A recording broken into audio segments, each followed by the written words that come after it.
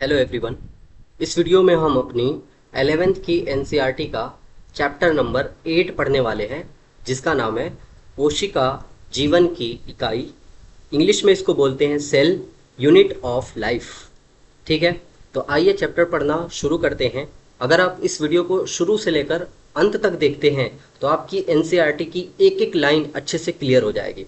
ठीक है, आइए शुरू करते हैं।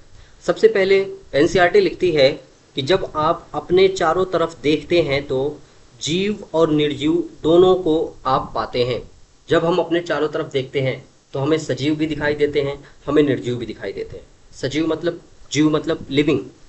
ठीक है, इंग्लिश में बोलते हैं लिविंग। लिविंग में कौन कौन तीन चीज़ें आती हैं?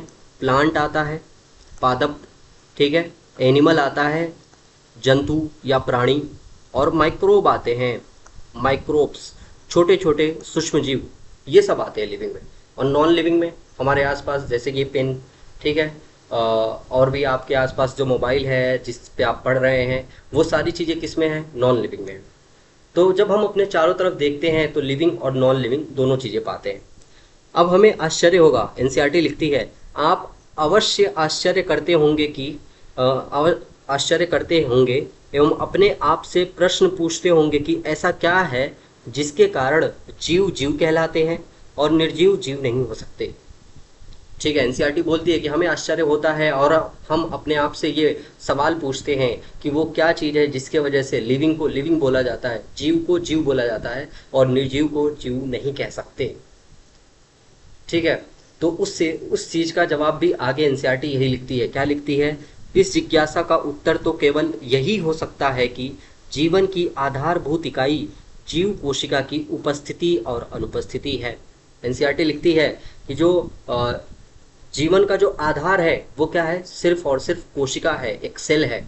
जिसके अंदर सेल पाई जाएगी वो लिविंग होगा, और जिसके अंदर सेल नहीं पाई जाएगी वो नॉन लिविंग होगा। सेल का होना ही बताता है कौन लिविंग है कौन नहीं लिविंग। अगर हम बात करें प्लांट की, एनिमल की, माइक्रोब की, हम तीनों में देखें तो तीनों जो है सेल के बने हुए हैं। पर इस पेन में कोई सेल नहीं है। ठीक है, कोई सेल नहीं है इसमें। तो सेल अगर होगा तो कोई ऑर्गेनिज्म लिविंग होगा, और सेल नहीं होगा तो लिविंग नहीं होगा। आगे एनसीईआरटी क्या लिखती है? सभी जीवधारी कोशिकाओं के बने जितने हैं लिविंग, जितने ऑर्गेनिज्म हैं लिविंग और ऑर्गेनिज्म हैं, सब के सब एक सेल के बने हैं, कोशिका के बने हैं। इनमें से कुछ जीव एक कोशिका के बने होते हैं जिन्हें हम एक कोश की जीव कहते हैं। कुछ ऐसे जीव होते हैं जो सिर्फ और सिर्फ एक ही सेल के बने होते हैं, सिर्फ एक सेल के बने होते हैं। एक सेल से ही ये अपने सारे काम चला लेते हैं। जितने सारे सजीवों को जिंदा रहने के लिए जितने सारे काम की ज़रूरत होती है वो सारे काम ये एक सेल से अपना करा लेते हैं। चाहे रिस्पायरेशन हो, चाहे मेटाबॉलिज्म हो, सब कुछ ये एक सेल से काम करना चला लेते हैं। दूसरी तरफ हमें अनेक ऐसे हम हमारे हमारे जैसे दूसरे तरफ हमारे जैसे अनेक कोशिकाओं से मिलकर बने होते हैं जिन्हें हम बहुकोशिकीय जीव बोलते हैं। दूसरे तरफ, एक तरफ तो एनसीईआरटी एक कोशिकीय जीवों के बारे में लिखती है और दूसरे तरफ कहती है कि हमारे जैसे जैसे हम एनिमल हैं तो हमारे जैसे ही अनेक कोशिकाओं से मिलकर बने हुए भी ऑर्गेनिज्म पाए जाते हैं जिन्हें हम मल्टी सेलुलर ऑर्गेनिज्म, बहुकोशिकीय जीव कहते हैं। आइए नोट्स में थोड़ा सा देखते हैं इन चीज़ों को। देखो, ऑर्गेनिज्म कैसा हो सकता है? यूनिसेलुलर भी हो सकता है और मल्टी सेलुलर भी हो सकता है। एक कोशिका का बना हुआ हो सकता है, यूनि मतलब एक, और मल्टी मतलब बहुत, बहु कोशिकाओं का बना हुआ हो सकता है। ठीक है, यूनिसेलुलर ऑर्गेनिज्म में कौन कौन से ऑर्गेनिज्म आते हैं? तो एक आता है बैक्टीरिया, जिसका जो किंगडम है वो है प्रोकैरियोट। मोनेरा किंगडम में ये आता है। सारे के सारे कैसे होते हैं? प्रोकैरियोट होते हैं। तो बैक्टीरिया यूनिसेलुलर है। इसके अलावा आपने प्रोटिस्टा किंगडम पढ़ा होगा। प्रोटिस्टा किंगडम के जितने सारे ऑर्गेनिज्म होते हैं उनको हम क्या बोलते हैं? प्रोटिस्ट बोलते हैं। और ये कैसे होते हैं? प्रोटिस्ट यूकैरियोटिक होते हैं। तो बैक्टीरिया यूनिसेलुलर प्रोकैरियोट है और प्रोटिस्ट जो है यूनिसेलुलर यूकैरियोट है। ठीक है, आगे इसके अलावा जितने ऑर्गेनिज्म इस बायोस्फीयर में पाए जाते हैं सब के सब कैसे होते हैं? मल्टी सेलुलर होते हैं। जैसे एग्जांपल के तौर पे फंगस है ना, प्लांट और एनिमल। इनको हम कौन कौन से किंगडम में रखते हैं? फंगस को हम रखते हैं फंजाई में, माइकोटा में। ठीक है, प्लांट को प्लांट किंगडम में रखते हैं और एनिमल को एनिमल किंगडम में रखते हैं। तो ये सिंपल का है। सब के सब कैसे हैं? यूकैरियोटिक हैं और कैसे हैं? मल्टी सेलुलर हैं। तो सारे मल्टीसेलुलर ऑर्गेनिज्म कैसे हैं, यूकैरियोटिक हैं। और यूनिसेलुलर प्रोकैरियोट भी हो सकता है, यूकैरियोट भी हो सकता है। प्रोकैरियोट कौन है, बैक्टीरिया। यूकैरियोट कौन है, प्रोटिस्ट। ठीक है, तो ये हमने देखा। आगे आगे लिखती है एनसीईआरटी कि कोशिका क्या है। आओ, cell, what is cell, cell के बारे में हम जानना शुरू करते हैं। कोशिका क्या है।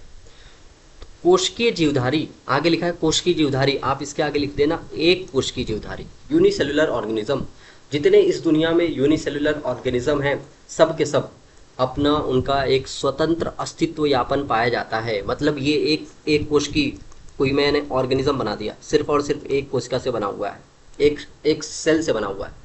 ये सेल जो है वो स्वतंत्र रह सकती है, इसको जिंदा रहने के लिए किसी और दूसरे सेल की ज़रूरत नहीं है।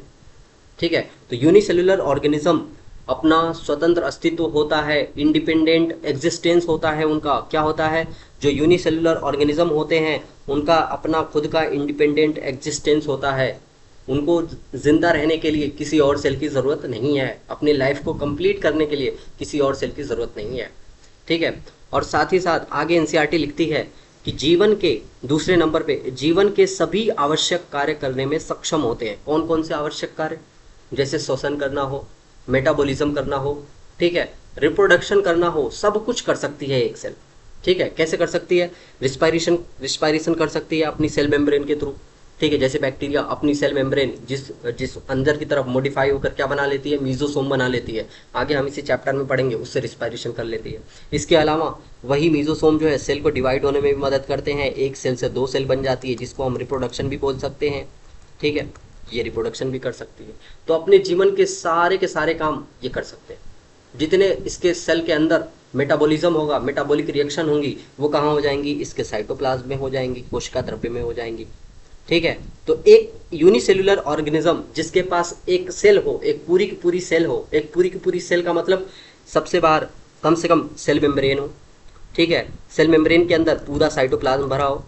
ठीक है, तो ये क्या हो, साइटोप्लाज्म के अंदर अलग अलग ऑर्गेनल हो भी सकते हैं, नहीं भी हो सकते। प्रोकैरियोट में कोई सेल ऑर्गेनल नहीं होते अंदर की तरफ, यूकैरियोट में होते हैं। तो अगर कोई किसी के चारों तरफ सेल मेम्ब्रेन है और उसके अंदर जो है साइटोप्लाज्म है, तो ये सारे के सारे और इसके पास जरूरी मौजूद के जितने सारे बायोमोलिक्यूल हैं, खुद के जितने बायोमोलिक्यूल हैं, बायोमोलिक्यूल्स में कौन कौन, वही प्रोटीन, कार्बोहाइड्रेट, ठीक है, लिपिड, एंजाइम, ये सारे के सारे अगर चीज़ें मौजूद हैं तो वो जो है वो ऑर्गेनिज्म उसका इंडिपेंडेंट एग्जिस्टेंस हो सकता है और वो अपने सारे के सारे काम खुद से कर सकता है, उसको किसी और की ज़रूरत नहीं हो। ठीक है, देखो नोट्स में मैंने इंग्लिश में दे रखा है इन चीज़ों को, इंग्लिश के एनसीईआरटी से। तो यूनिसेलुलर ऑर्गेनिज्म जो है वो कैपेबल है किसमें, इंडिपेंडेंट एग्जिस्टेंस में, और साथ ही साथ वो अपने लाइफ के सभी इसेंशियल फंक्शन परफॉर्म कर सकता है। कौन, यूनिसेलुलर ऑर्गेनिज्म। अगर किसी ऑर्गेनिज्म के पास आगे एनसीईआरटी लिखती है कोशिका के बिना किसी का भी स्वतंत्र जीव अस्तित्व नहीं हो सकता। ठीक है, इसी कारण से जीव के लिए कोशिका ही मूलभूत संरचनात्मक और क्रियात्मक इकाई है। कोशिका के बिना किसी का भी अस्तित्व नहीं हो सकता। एग्जाम्पल के तौर पे एक वायरस को हम देख सकते हैं, मैंने नोट्स में दिखा रखा है। जैसे एक वायरस का एग्जाम्पल ले लो। अब इस वायरस को अगर हम देखें तो वायरस में क्या क्या पाया जाता है, वायरस में कैप्सूल पाया जाता है चारों तरफ, और इसके अंदर जेनेटिक मटेरियल या तो डीएनए होता है या तो आरएनए होता है।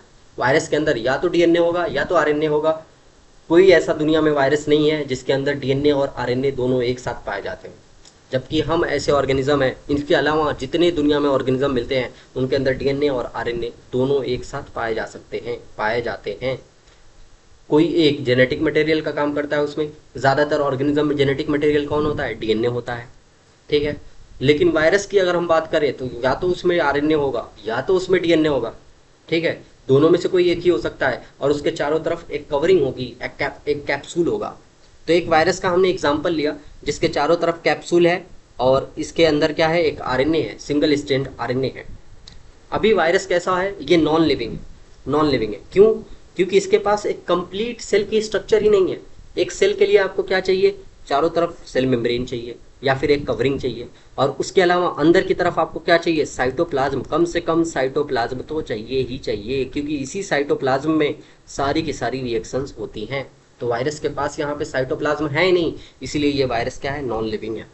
अब क्या किया, इस वायरस ने किसी किसी होस्ट के ऊपर अटैक कर दिया, हमारे ऊपर ही अटैक कर दिया।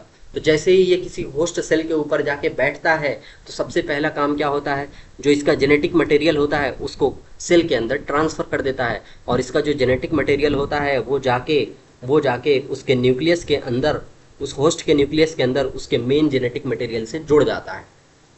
और इस तरीके से वायरस जो है उस होस्ट के ऊपर अपना पूरा कब्जा बना लेता है, इसके साइटोप्लाज्म को यूज करने लगता है, और इस तरीके से वायरस कैसा हो जाता है, लिविंग हो जाता है। इसीलिए वायरस को सजीव और निर्जीव दोनों के बीच की कड़ी माना जाता है। Connecting link between living and non living, कौन, वायरस। बताओ ऑर्गेनिज्म के बॉडी के बाहर कैसा होगा ये, नॉन लिविंग, क्योंकि इसके पास क्या नहीं है, साइटोप्लाज्म नहीं है। ऑर्गेनिज्म के बॉडी के अंदर ये कैसा होगा, लिविंग होगा, क्योंकि इसको क्या मिल गया, साइटोप्लाज्म मिल गया। ठीक है, तो इसीलिए वायरस को सजीव और निर्जीव के बीच की कड़ी माना जाता है। और एनसीईआरटी की ये लाइन, जो कोशिका के बिना किसी भी जीव का स्वतंत्र अस्तित्व नहीं हो सकता, ये लाइन यही कहना चाहती है कि एक कंप्लीट कोशिका होना चाहिए किसी को, अगर जिंदा रहना है तो एक कंप्लीट कोशिका होना चाहिए उसके पास। कम से कम उसके चारों तरफ एक कवरिंग होना चाहिए, और उसके पास साइटोप्लाज्म होना चाहिए, और सभी के सभी बायोमोलिक्यूल्स होने चाहिए। ठीक है, ये है। आगे बायोमोलिक्यूल में एक और चीज़ आप ऐड कर सकते हो, न्यूक्लिक एसिड। न्यूक्लिक एसिड ये होना चाहिए। न्यूक्लिक एसिड में क्या आ जाएगा, आपका डीएनए आ जाएगा या फिर आरएनए आ जाएगा। डीएनए और आरएनए न्यूक्लिक एसिड होते हैं। तो एक कंप्लीट सेल होने के लिए साइटोप्लाज्म की ज़रूरत है, और साथ ही साथ बायोमोलिक्यूल्स की भी ज़रूरत है, और एक कवरिंग की भी ज़रूरत है। ठीक है, अब आओ एनसीईआरटी क्या लिखती है कि इसी कारण जीव के लिए कोशिका ही मूलभूत रूप से संरचनात्मक और क्रियात्मक इकाई है। ये डेफिनेशन तो हम बचपन से पढ़ते हुए चले आ रहे हैं। Cell is the structural and functional unit of life. कोशिका शरीर की संरचनात्मक और क्रियात्मक इकाई है। हमारी पूरी बॉडी जो है किससे बनी है, कोशिकाओं से बनी है, इसीलिए इसको संरचनात्मक इकाई बोल सकते हैं। और हमारे बॉडी की जितनी सारी रिएक्शंस होती हैं, जितनी क्रियाएं होती है, वो कहाँ होती हैं, एक सेल के अंदर होती हैं, इसीलिए इसको हम क्रियात्मक इकाई भी कह सकते हैं। तो कोशिका ही हमारे मूलभूत संरचनात्मक और क्रियात्मक इकाई है। ठीक है, आओ आगे बढ़ते हैं। एनसीईआरटी कुछ हिस्ट्री की बातें करती है। क्या कहती है एनसीईआरटी कि एंटन वॉन लीवेनहॉक ने पहली बार जीवित कोशिका को देखा। सबसे पहले लिविंग सेल को किसने देखा, एंटन वॉन लीवेनहॉक ने देखा, और उसका उन्होंने वर्णन किया था। बाद में चल के रॉबर्ट ब्राउन ने केंद्रक की खोज की। रॉबर्ट ब्राउन ने किसकी खोज की, केंद्रक की। याद रखना, केंद्रक की खोज किसने की, रॉबर्ट ब्राउन ने। आगे सूक्ष्मदर्शी की खोज, और बाद में उसमें सुधार के बाद, ठीक है, फेज कंट्रास्ट व इलेक्ट्रॉन सूक्ष्मदर्शी द्वारा कोशिका की विस्तृत संरचना का अध्ययन संभव हो सका। जैसे जैसे माइक्रोस्कोप डेवलप होती चली गई, इलेक्ट्रॉन माइक्रोस्कोप का आविष्कार हुआ, वैसे वैसे जो है कोशिका की जो है डिटेल स्टडी करना शुरू हुआ, और कोशिका के बारे में पूरी डिटेल नॉलेज हमको हुई। ठीक है, कब, जब इलेक्ट्रॉन माइक्रोस्कोप की डिस्कवरी हुई। क्यों, क्योंकि कोशिका हमारी नेकेड आई से तो दिखाई नहीं देती है, इतनी छोटी होती है, माइक्रोमीटर में होती है, माइक्रोमीटर में होती है। ठीक है, 1 मीटर का 10 लाखवां हिस्सा माइक्रोमीटर, इसीलिए कोशिका तो दिखाई ही नहीं देती नॉर्मल आंखों से। और जब हम नॉर्मल माइक्रोस्कोप से जब कोशिका को देखते हैं तो कोशिका अच्छे से नहीं दिखाई देती, दिखाई तो देती है लेकिन उसके अंदर के जो सेल ऑर्गेनल है वो प्रॉपर अच्छे से नहीं दिखाई देते। लेकिन जैसे जैसे माइक्रोस्कोप डेवलप होती चली गई और इलेक्ट्रॉन माइक्रोस्कोप की डिस्कवरी हुई, उसके बाद से कोशिका का जो है विस्तृत अध्ययन संभव हो सका, कोशिका का डिटेल स्टडी संभव हो सका। ठीक है, ये है। आगे एनसीईआरटी जो है सेल थ्योरी की बात करती है। कोशिका सिद्धांत इंग्लिश में बोलते हैं सेल थ्योरी। सेल थ्योरी क्या लिखती है एनसीईआरटी, 1838 में जर्मनी के वनस्पति वैज्ञानिक, जर्मनी कंट्री का नाम है जर्मनी, यहाँ के एक बॉटनिस्ट, ठीक है, वनस्पति वैज्ञानिक, नाम क्या है, मैथियस लाडेन, मैथिलस स्लाडेन।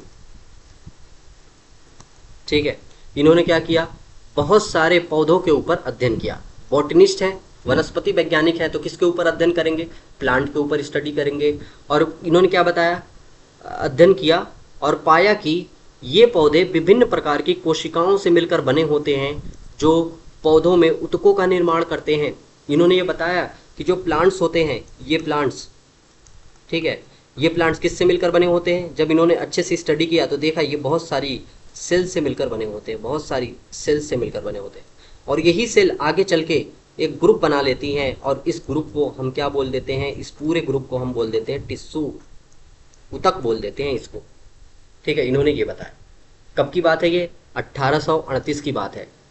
लगभग इसी समय 1839 में एक ब्रिटिश वैज्ञानिक, ब्रिटिश मतलब इंग्लैंड के एक वैज्ञानिक है, क्या नाम है उनका?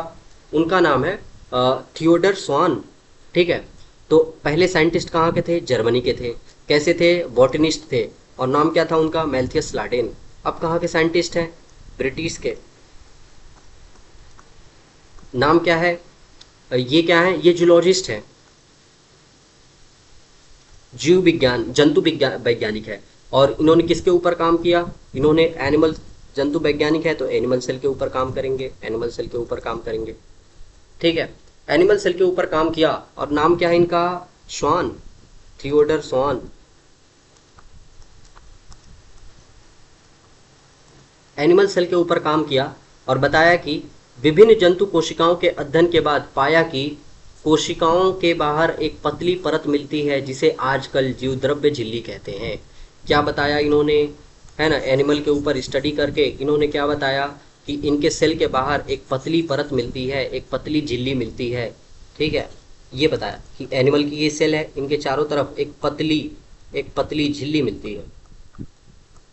ठीक है, और इस झिल्ली का इन्होंने नाम नहीं बताया था। इसे आजकल इसका नाम बाद में चल के दिया गया। इसे आजकल क्या बोलते हैं हम? प्लाज्मा मेम्ब्रेन या फिर सेल मेम्ब्रेन बोलते हैं, सेल मेम्ब्रेन बोलते हैं।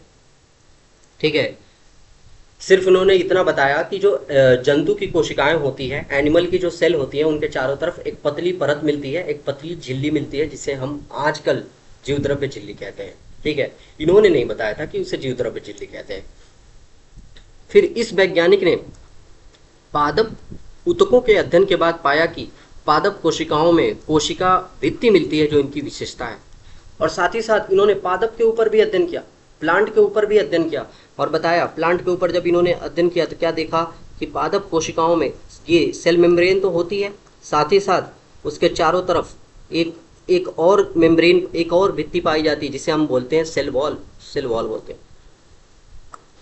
ठीक है, पादप ऊतकों के अध्ययन के बाद क्या बताया कि पादप कोशिकाओं में कोशिका भित्ति मिलती है जो इनकी विशेषता है। और ये सेल वॉल सिर्फ और सिर्फ किस में पाई जाती है? प्लांट्स के अंदर पाई जाती है। ये इनका विशेष कैरेक्टर है। ठीक है, सिंपल सा है। आगे, उपरोक्त आधार पर स्वान ने अपनी परिकल्पना रखते हुए बताया। किसने बताया? स्वान ने अपनी परिकल्पना रखते हुए बताया कि प्राणियों और वनस्पतियों का शरीर कोशिकाओं और उनके उत्पाद से मिलकर बना है। मतलब जो ऑर्गेनिज्म होता है, चाहे वो प्लांट हो चाहे वो एनिमल हो, उसका जो शरीर है वो किससे मिलकर बना है? कोशिकाओं से मिलकर बना है। और कोशिका के उत्पादों से मिलकर बना है। जैसे कोशिका के उत्पाद का मतलब सेल, तो हमने समझ लिया कि सेल से बना है, एक ऑर्गेनिज्म पूरा सेल से बना है। और उसके उत्पाद का मतलब क्या है? उसके उत्पाद का मतलब है सेल के अंदर बनने वाली चीजें। सेल एक फैक्ट्री है और फैक्ट्री के अंदर प्रोडक्ट्स बनते हैं। क्या क्या बनते हैं? जैसे प्रोटीन, सबसे फेमस प्रोडक्ट सेल का प्रोटीन बनता है। क्या होता है? सेल के अंदर पाया जाता है डीएनए। ठीक है, एक सेल के अंदर क्या पाया जाता है? डीएनए, उसके न्यूक्लियस में पाया जाता है। डीएनए से क्या होता है? आरएनए बनता है। और आरएनए से क्या बनती है? प्रोटीन बनती है। और ये प्रोटीन जो है हमारी मसल्स में पाई जाती है।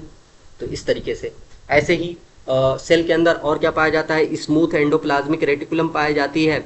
इस स्मूथ एंडोप्लाज्मिक रेटिकुलम के अंदर क्या बनता है? लिपिड बनता है। और ये लिपिड हमारी स्किन के नीचे एक पूरी लेयर बनाता है।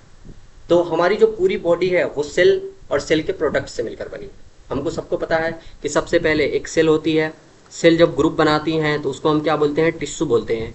और अलग अलग टिश्यू के मिलने से, एक ही टाइप के टिश्यू चाहे अलग अलग टिश्यू मिलने से क्या बनते हैं? ऑर्गन्स बन जाते हैं, ऑर्गन्स बन जाते हैं। और इन ऑर्गन, अलग अलग ऑर्गन के मिलने से जो एक साथ काम करते हैं उससे क्या बनता है? ऑर्गन सिस्टम बनता है। ऑर्गन सिस्टम बनता है। और ऑर्गन सिस्टम ही क्या कहलाता है, एक पूरा का पूरा ऑर्गेनिज्म कहलाता है, एक पूरी बॉडी बना लेता है। ऐसा कोई भी ऑर्गेनिज्म हो मल्टी सेलुलर, उसके अंदर पूरा का पूरा ऑर्गन सिस्टम पाया जाता है। प्लांट के अंदर ऑर्गन सिस्टम नहीं पाया जाता, एनिमल के अंदर ऑर्गन सिस्टम पाया जाता है।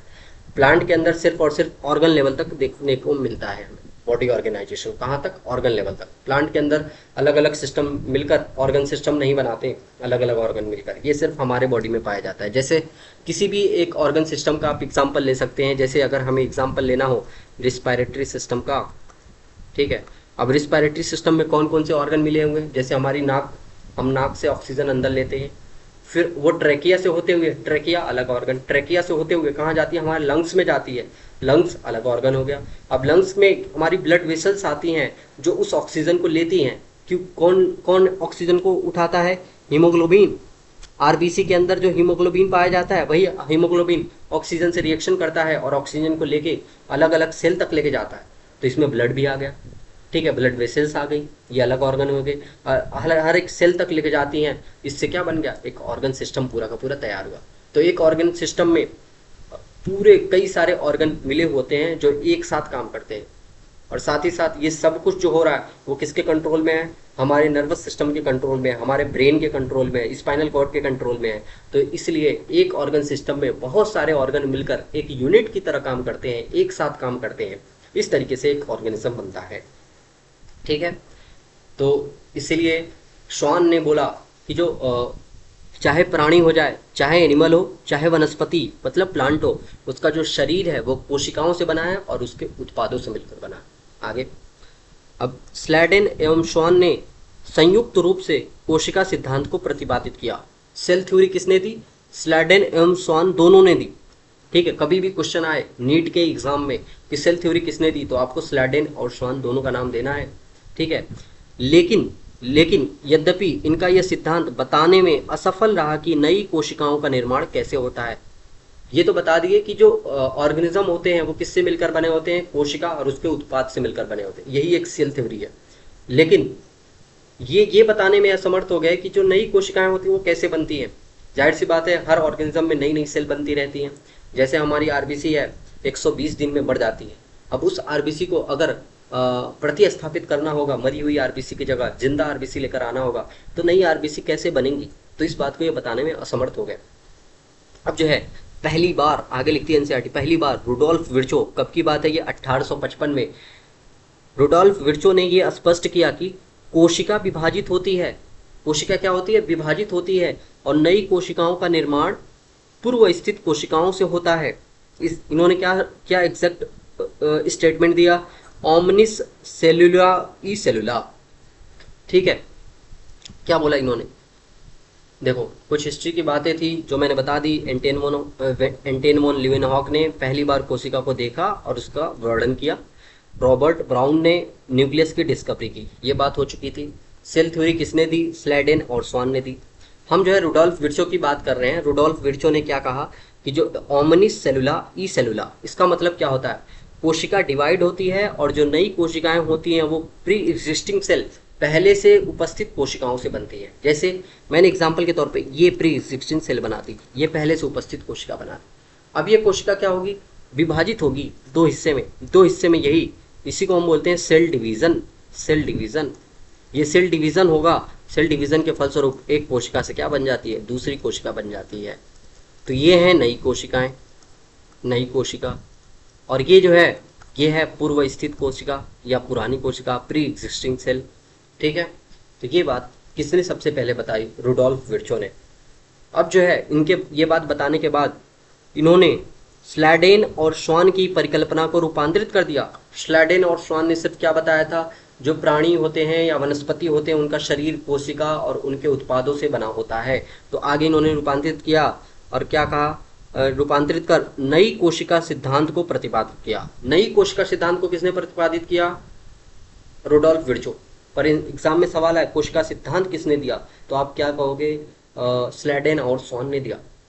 उसको रूपांतरित कौन किया, तो उसको रूपांतरित करने वाले थे रुडोल्फ विर्चो, ठीक है।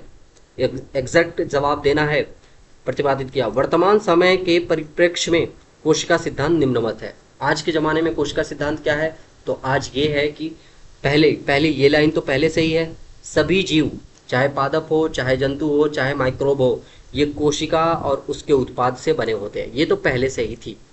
अब नई चीज क्या इसमें ऐड कर दी गई, सभी कोशिकाएं पूर्व स्थित कोशिकाओं से बनती हैं। सारी की सारी सेल जो होती हैं वो प्री एग्जिस्टिंग सेल से सेल में डिवीजन होता है और इससे नई कोशिकाएं बनती हैं। तो ये नया सेल थ्योरी है। तो ये सेल थ्योरी आपको अच्छे से पता होना चाहिए। आगे बढ़ते हैं। अब आगे जो है एनसीईआरटी लिखती है कोशिका का समग्र अवलोकन। एक कोशिका को हमें पूरी तरीके से एक ओवरव्यू देखना है। सेल का हमें क्या देखना है, एक ओवरव्यू देखना है। आओ देखना शुरू करते हैं। आरंभ में आप प्याज के छिलके, प्याज का छिलका कहने का मतलब क्या है, एक प्लांट सेल, प्लांट सेल वो क्या है, प्याज, प्याज का छिलका। आगे क्या लिखा है, या मनुष्य के गाल की कोशिकाओं को, मनुष्य की गाल की कोशिका का मतलब एक एनिमल सेल, जंतु कोशिका, एनिमल सेल है ना, मनुष्य के गाल की कोशिका, ठीक है, को सूक्ष्मदर्शी से देख चुके होंगे। एनसीईआरटी लिखती है आपने इन दोनों को सूक्ष्मदर्शी में देख चुका हो। ठीक है, ये प्रैक्टिकल चीजें लिखती हैं। जिन कॉलेजेस में, जिन स्कूल्स में प्रैक्टिकल होता है वहां पे आप ये देख सकते हैं इन चीजों को। उनकी संरचना का स्मरण करें। जब आपने उनको माइक्रोस्कोप के अंदर देखा तो आप वो देखें कि आपने उसके अंदर क्या देखा, सोचे खुद से। अब एनसीईआरटी क्या लिखती है, प्याज की कोशिका जो एक प्रारूपी पादप कोशिका है। प्याज की कोशिका कैसी है, एक प्लांट सेल है जिसके बाहरी सतह पर एक स्पष्ट कोशिका भित्ति और उसके ठीक नीचे कोशिका झिल्ली मिलती है। अब प्याज की कोशिका को हम देखते हैं तो उसके सबसे बाहर हमें क्या मिलती है, सेल वॉल मिलती है, ये सेल वॉल मिलती है, और इसके अंदर हमें क्या मिलती है, ये सेल मेम्ब्रेन मिलती है। ठीक है, अब मनुष्य के गाल की कोशिका के संगठन के बारे में बाहर की तरफ केवल एक झिल्ली संरचना निकलती दिखाई पड़ती है। ठीक है, अब मनुष्य की गाल की कोशिका को जब तुम देखोगे तो उसके चारों तरफ सिर्फ एक ही झिल्ली पाई जाती है। उसको हम क्या बोलते हैं, सेल मेम्ब्रेन बोलते हैं। सिर्फ सेल मेम्ब्रेन पाई जाती है। यहाँ तो सेल वॉल भी था और सेल मेम्ब्रेन है, किसमें, प्लांट के सेल में। ठीक है, अब प्रत्येक कोशिका के भीतर एक सघन झिल्ली युक्त संरचना मिलती है जिसे हम केंद्रक कहते हैं। हर एक कोशिका के अंदर आपको एक झिल्ली युक्त संरचना दिखाई देगी जिसे हम केंद्रक बोलते हैं। देखो एनसीईआरटी ने इस स्ट्रक्चर को, एक सेल की स्ट्रक्चर को यहाँ पे दिखा रखा है, आप चाहें तो देख सकते हैं। ये रहा, देखो ये एक प्लांट सेल है। अब इस प्लांट सेल में ये बाहर जो आपको ग्रीन ग्रीन जो दिखाई दे रहा है, ये क्या है, ये पूरी की पूरी लेयर, ये ग्रीन जो है ये क्या है, सेल वॉल है। ठीक है, ये सेल वॉल है। इसके अंदर जो है, इसके अंदर वाली जो सबसे अंदर वाली लेयर है वो क्या है, सेल मेम्ब्रेन है। देखो एनसीईआरटी यहाँ पे लिखती है ये सेल मेम्ब्रेन है। तो सबसे बाहर की तरफ लेयर क्या है, कोशिका भित्ति है, सेल वॉल है। ठीक है, सेल वॉल है, और ये क्या है, सेल मेम्ब्रेन है। अब देखो इसमें जो है एक संरचना है, ये इसी संरचना की एनसीईआरटी अभी बात कर रही है, जिसे हम क्या बोलते हैं, केंद्रक बोलते हैं, केंद्रक बोलते हैं। तो ये हर एक कोशिका में पाई जाती है, चाहे वो प्लांट सेल हो, चाहे वो एनिमल सेल हो। एनिमल सेल में ये देखो, ये रही एनिमल सेल, जिसके चारों तरफ सिर्फ आपको एक सेल मेम्ब्रेन दिखाई दे रही है। ये सिर्फ और सिर्फ एनिमल सेल के अंदर क्या है, जीवद्रव्य झिल्ली, ठीक है, जिसको हम क्या बोलते हैं, सेल मेम्ब्रेन बोलते हैं। ठीक है, तो सेल मेम्ब्रेन पाई जाती है और उसके अंदर देखो ये केंद्रक, ये न्यूक्लियस पाया जाता है। तो चाहे पादप कोशिका हो, चाहे जंतु कोशिका हो, दोनों के अंदर आपको क्या दिखाई देगा, दोनों के अंदर आपको केंद्रक दिखाई देगा। ठीक है, केंद्रक होते हैं। इस केंद्रक में गुणसूत्र या क्रोमोसोम मिलता है जिसमें अनुवांशिक पदार्थ डीएनए होता है। अब अगर हम इस न्यूक्लियस की स्ट्रक्चर को अलग से बना दें, ये मैंने एक केंद्रक बना दिया, ठीक है, तो इस केंद्रक के अंदर हमें क्या दिखाई देते हैं, एक क्रोमोसोम दिखाई देते हैं, क्रोमोसोम दिखाई देते हैं। ठीक है, और इनके अंदर क्या होता है, डीएनए होता है, और इसी डीएनए में हमारी जो है जेनेटिक इंफॉर्मेशन छुपी होती है, इसीलिए इसको हम अनुवांशिक पदार्थ या जेनेटिक मटेरियल बोलते हैं। ठीक है, आओ आगे। जिस कोशिका में झिल्ली युक्त केंद्रक मिलता है उसे यूकैरियोटिक, और जिसमें झिल्ली युक्त केंद्रक नहीं मिलता है उसे प्रोकैरियोटिक जीव कहते हैं। तो एनसीईआरटी लिखती है प्रोकैरियोटिक और यूकैरियोटिक के बारे में, क्या लिखती है कि जहां न्यूक्लियस पाया जाता है वो क्या होगा, यूकैरियोटिक, और जहां न्यूक्लियस नहीं पाया जाएगा वो क्या होगा, प्रोकैरियोटिक। तो एनसीईआरटी ने प्रोकैरियोट और यूकैरियोट को डिवाइड करने के लिए किसको आधार बना लिया, न्यूक्लियस को। ठीक है, तो ये बात याद रखना, एक प्रोकैरियोटिक सेल और यूकैरियोटिक सेल के बारे में लिख देता हूँ यहाँ पे। जो प्रोकैरियोटिक सेल है यहाँ पे न्यूक्लियस क्या होगा, न्यूक्लियस होगा एब्सेंट। और जो यूकैरियोटिक सेल है उसके अंदर न्यूक्लियस क्या होगा, न्यूक्लियस प्रेजेंट होगा। ठीक है, आगे क्या लिखती है, दोनों यूकैरियोटिक और प्रोकैरियोटिक कोशिकाओं में इनके आयतन को घेरे हुए एक अर्ध तरल अवयव मिलता है जिसे हम कोशिका द्रव्य कहते हैं। चाहे प्रोकैरियोटिक सेल हो, ठीक है, ये एक प्रोकैरियोटिक सेल बैक्टीरिया की सेल मैंने बना दी, और चाहे एक यूकैरियोटिक सेल है, मैंने यूकैरियोटिक सेल बना दी। कोई भी सेल हो, ठीक है, यहाँ पे मैंने न्यूक्लियस नहीं बनाया, यहाँ पे न्यूक्लियस बना के मैं दिखा देता हूँ कि ये जो है यूकैरियोटिक सेल है और ये जो है प्रोकैरियोटिक सेल। कोई भी, चाहे प्रोकैरियोटिक सेल हो चाहे यूकैरियोटिक सेल हो, सबके अंदर हमें क्या देखने को मिलता है, कोशिका के अंदर साइटोप्लाज्म देखने को मिलता है। जाहिर सी बात है, अभी हमने ऊपर पढ़ के देखा है, क्या देखा है शुरुआत में ही, कि कंप्लीट सेल होने के लिए आपके पास क्या होने चाहिए, कम से कम साइटोप्लाज्म तो होना ही चाहिए। साइटोप्लाज्म के बिना सेल बन ही नहीं सकती। तो चाहे प्रोकैरियोटिक सेल हो चाहे यूकैरियोटिक सेल हो, दोनों में एक सेमी सॉलिड स्ट्रक्चर पाई जाती है, अर्ध तरल, जो पूरी तरीके से तरल भी नहीं होता और पूरी तरीके से सॉलिड भी नहीं होता, सेमी सॉलिड होता है, अर्ध तरल होता है, उसको हम क्या बोलते हैं, साइटोप्लाज्म बोलते हैं। ठीक है, अब दोनों पादप व जंतु कोशिकाओं में कोशिकीय क्रियाएं हेतु कोशिका द्रव्य एक प्रमुख स्थल होता है। चाहे कोई सी भी सेल हो, उसमें जो ज्यादातर सेलुलर रिएक्शन होती हैं, कोशिकीय अभिक्रियाएं होती है, वो कहाँ होती हैं, साइटोप्लाज्म में होती हैं। तो ये जो है सेलुलर रिएक्शन के लिए, सेलुलर रिएक्शन जो है कहाँ होती हैं, वो साइटोप्लाज्म में होती है। और ये एग्जाम में सवाल आया हुआ है कि सेलुलर रिएक्शन के लिए मेन जो है पोजीशन, मेन लोकेशन कहाँ है, मेन साइट कौन है, तो वो मेन साइट है साइटोप्लाज्म। ठीक है, याद रखना, साइटोप्लाज्म भी वो जगह है जहाँ पे ज़्यादातर सेलुलर रिएक्शंस होती हैं। ठीक है, क्योंकि इसी साइटोप्लाज्म में ज़्यादातर हमें एंजाइम्स देखने को मिलते हैं। हमने बायोमोलिक्यूल्स में एंजाइम्स पढ़ा है, एंजाइम्स देखने को मिलते हैं, प्रोटीन, लिपिड, कार्बोहाइड्रेट, सब कुछ यहाँ देखने को मिलता है। तो सेल रिएक्शन के लिए यहीं पे आसानी होती है और यहीं पे ज़्यादातर सेल रिएक्शन होती हैं, क्योंकि ज़्यादातर एंजाइम कहाँ पाए जाते हैं, साइटोप्लाज्म के अंदर पाए जाते हैं। ठीक है, आगे, कोशिका की जीव अवस्था संबंधित विभिन्न रासायनिक अभिक्रियाएं यहीं संपन्न होती हैं। केमिकल रिएक्शन कहाँ होती हैं, यहीं पे होती हैं। तो सेलुलर रिएक्शन, केमिकल रिएक्शन कहाँ होती है, सब कुछ साइटोप्लाज्म में। रिएक्शन लिखते ही आपको क्या देना है, आंसर साइटोप्लाज्म देना है। सेल की जितनी रिएक्शन है वो कहाँ होती है, साइटोप्लाज्म में होती है। आगे, यूकैरियोटिक कोशिका में केंद्रक के अतिरिक्त अन्य झिल्ली युक्त विभिन्न संरचनाएं मिलती हैं जिसे हम कोशिकांग कहते हैं। अब सिर्फ और सिर्फ एनसीईआरटी यूकैरियोटिक सेल की बात कर रहा है, तो यूकैरियोटिक सेल में केंद्रक तो मिलता ही है, केंद्रक के चारों तरफ, न्यूक्लियस के चारों तरफ भी मेम्ब्रेन पाई जाती है, और एक नहीं दो मेम्ब्रेन पाई जाती है। आप न्यूक्लियस के चारों तरफ दो मेम्ब्रेन देख सकते हैं। ठीक है, तो न्यूक्लियस के चारों तरफ तो सेल मेम्ब्रेन में एक अलग से न्यूक्लियर मेम्ब्रेन तो पाई जाती है। इसके अलावा बहुत सारे सेल ऑर्गेनल भी होते हैं यूकैरियोटिक कोशिकाओं में, जिनके चारों तरफ मेम्ब्रेन पाई जाती है। अब वो कौन कौन से सेल ऑर्गेनल है, आओ मैं नोट्स में दिखाता हूँ। देखो, बात हो रही है सेल ऑर्गेनल्स की। सेल के अंदर पाए जाने वाले, ये एक सेल बना दिया, अब इस सेल के अंदर साइटोप्लाज्म है और इसके अंदर अलग अलग सेल ऑर्गेनल पाए जाते हैं, जैसे माइटोकॉन्ड्रिया बना दिया, जैसे मैंने क्लोरोप्लास्ट बना दिया, जैसे मैंने गोल्जी बॉडी बना दिया। ठीक है, ये सारे अलग अलग सेल ऑर्गेनल मिलते हैं। साथ ही साथ न्यूक्लियस तो बनाना ही भूल गया, न्यूक्लियस ही पाया जाता है। ठीक है, अब क्या होते हैं, इन सेल ऑर्गेनल के चारों तरफ भी मेम्ब्रेन पाई जाती है। जैसे सेल के चारों तरफ मेम्ब्रेन होती है, वैसे इनके भी चारों तरफ मेम्ब्रेन पाई जाती है। तो कुछ सेल ऑर्गेनल ऐसे होते हैं जिनके चारों तरफ मेम्ब्रेन होती है, जिनको हम बोलते हैं झिल्ली युक्त या मेम्ब्रेन बाउंड स्ट्रक्चर्स। और कुछ ऐसे होते हैं जिनके चारों तरफ मेम्ब्रेन नहीं पाई जाती, तो उनको हम बोलते हैं non membrane bound organelle, membrane less, है ना, मेम्ब्रेन लेस होते हैं ये। अब देखो, जिनके अंदर मेम्ब्रेन पाई जाती है उसमें से कुछ ऐसे होते हैं जिनके चारों तरफ डबल मेम्ब्रेन पाई जाती है, और कुछ ऐसे होते हैं जिनके चारों तरफ सिर्फ एक मेम्ब्रेन, सिंगल मेम्ब्रेन पाई जाती है। तो एग्जाम्पल याद रखना आप, डबल मेम्ब्रेन का सिर्फ 3 एग्जाम्पल हैं जिनके चारों तरफ डबल मेम्ब्रेन पाई जाती है। और वो कौन कौन से एग्जाम्पल है, सबसे पहला न्यूक्लियस, न्यूक्लियस के चारों तरफ 2 मेम्ब्रेन पाई जाती है।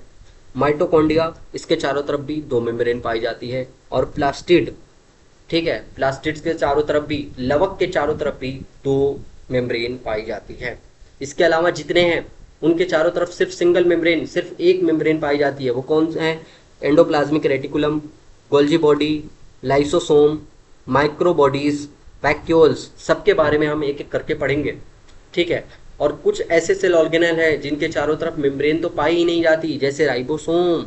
राइबोसोम चूंकि इसके चारों तरफ मेम्ब्रेन नहीं पाई जाती, तो ये प्रोकैरियोट में भी हो सकते हैं और यूकैरियोट में भी हो सकते हैं। प्रोकैरियोट ऐसी सेल होती हैं जिनमें कोई भी सेल ऑर्गेनल नहीं पाया जाता।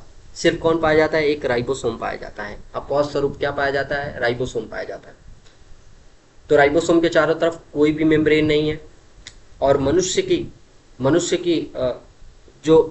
की क्या सारे जो प्राणी होते हैं, एनिमल्स होते हैं, जंतु होते हैं, उनके अंदर क्या पाया जाता है? सेंट्रोसोम पाया जाता है। इस सेंट्रोसोम के चारों तरफ भी कोई मेम्ब्रेन नहीं पाई जाती। ठीक है, तो किसके चारों तरफ मेम्ब्रेन पाई जाती है, किसके चारों तरफ नहीं पाई जाती, ये बात आपको अच्छे से याद रखनी है। जिसके पास मेम्ब्रेन पाई जाती है तो डबल मेम्ब्रेन भी हो सकती है और सिंगल मेम्ब्रेन भी हो सकती है। आपको सिर्फ डबल मेम्ब्रेन का एग्जाम्पल याद रखना है, उसके अलावा जितने बचे सबके सब सिंगल मेम्ब्रेन के होंगे। और आपको दो एग्जाम्पल अलग से मेम्ब्रेन लेस में भी याद रखना है, एक राइबोसोम याद रखना है और एक सेंट्रोसोम याद रखना है। ठीक है, दोनों के बाद में क्या आ रहा है? सोम आ रहा है। ठीक है, राइबोसोम, सेंट्रोसोम, बस इतना याद रखना है कि राइबोसोम प्रोकैरियोट यूकैरियोट दोनों में पाए जाते हैं और सेंट्रोसोम सिर्फ और सिर्फ एनिमल्स के अंदर पाए जाते हैं। सिर्फ और सिर्फ एनिमल्स के अंदर, प्लांट्स के अंदर नहीं पाए जाते। सेंट्रोसोम प्लांट के अंदर नहीं पाए जाते। एनसीईआरटी देखो आगे यही बात लिखती है। देखो, यूकैरियोटिक कोशिकाओं में केंद्रक के अतिरिक्त अन्य झिल्ली युक्त विभिन्न संरचनाएं मिलती हैं जिसे हम कोशिकांग कहते हैं, जैसे अंतःप्रदब्बी जालिका, क्या नाम है इसका? Endoplasmic reticulum. एंडोप्लाज्मिक रेटिकुलम, ठीक है, ईआर जिसको मैंने लिखा। इसके अलावा माइटोकॉन्ड्रिया, ठीक है, इसके अलावा माइक्रोबॉडीज, ठीक है, इसके अलावा गोल्जी बॉडीज, इसके अलावा लाइसोसोम, वैक्यूल। तो इसमें जितने एग्जाम्पल लिखे हैं, सिर्फ जो है माइटोकॉन्ड्रिया यहाँ पे जो है वो डबल मेम्ब्रेन है, बाकी सब सिंगल मेम्ब्रेन के एग्जाम्पल लिखे हैं। और किसके चारों तरफ है डबल मेम्ब्रेन? केंद्रक के चारों तरफ। और तीसरा कौन बचा जिसका यहाँ पे नहीं लिखा है? तो एक लवक होता है, लवक, जिसको इंग्लिश में बोलते हैं प्लास्टिड। प्लास्टिड, ठीक है, इसके चारों तरफ भी डबल मेम्ब्रेन होती है। आगे, प्रोकैरियोटिक कोशिकाओं में झिल्ली युक्त कोशिकांगों का अभाव होता है। प्रोकैरियोटिक कोशिकाओं में कोई भी ऐसा कोशिकांग नहीं पाया जाता, कोई भी ऐसा सेल ऑर्गेनल नहीं पाया जाता जिसके चारों तरफ मेम्ब्रेन पाई जाती। ठीक है, ये बात याद रखनी है। आगे एनसीईआरटी क्या लिखती है देखो, यूकैरियोटिक और प्रोकैरियोटिक दोनों कोशिकाओं में झिल्ली रहित अंगक राइबोसोम मिलता है। तो राइबोसोम के बारे में मैंने बताया, चाहे प्रोकैरियोटिक सेल हो चाहे यूकैरियोटिक सेल हो, दोनों के अंदर क्या मिलता है? राइबोसोम मिलता है। और ये कैसा होता है? नॉन मेम्ब्रेन बाउंड होता है, इसके चारों तरफ कोई मेम्ब्रेन नहीं पाई जाती।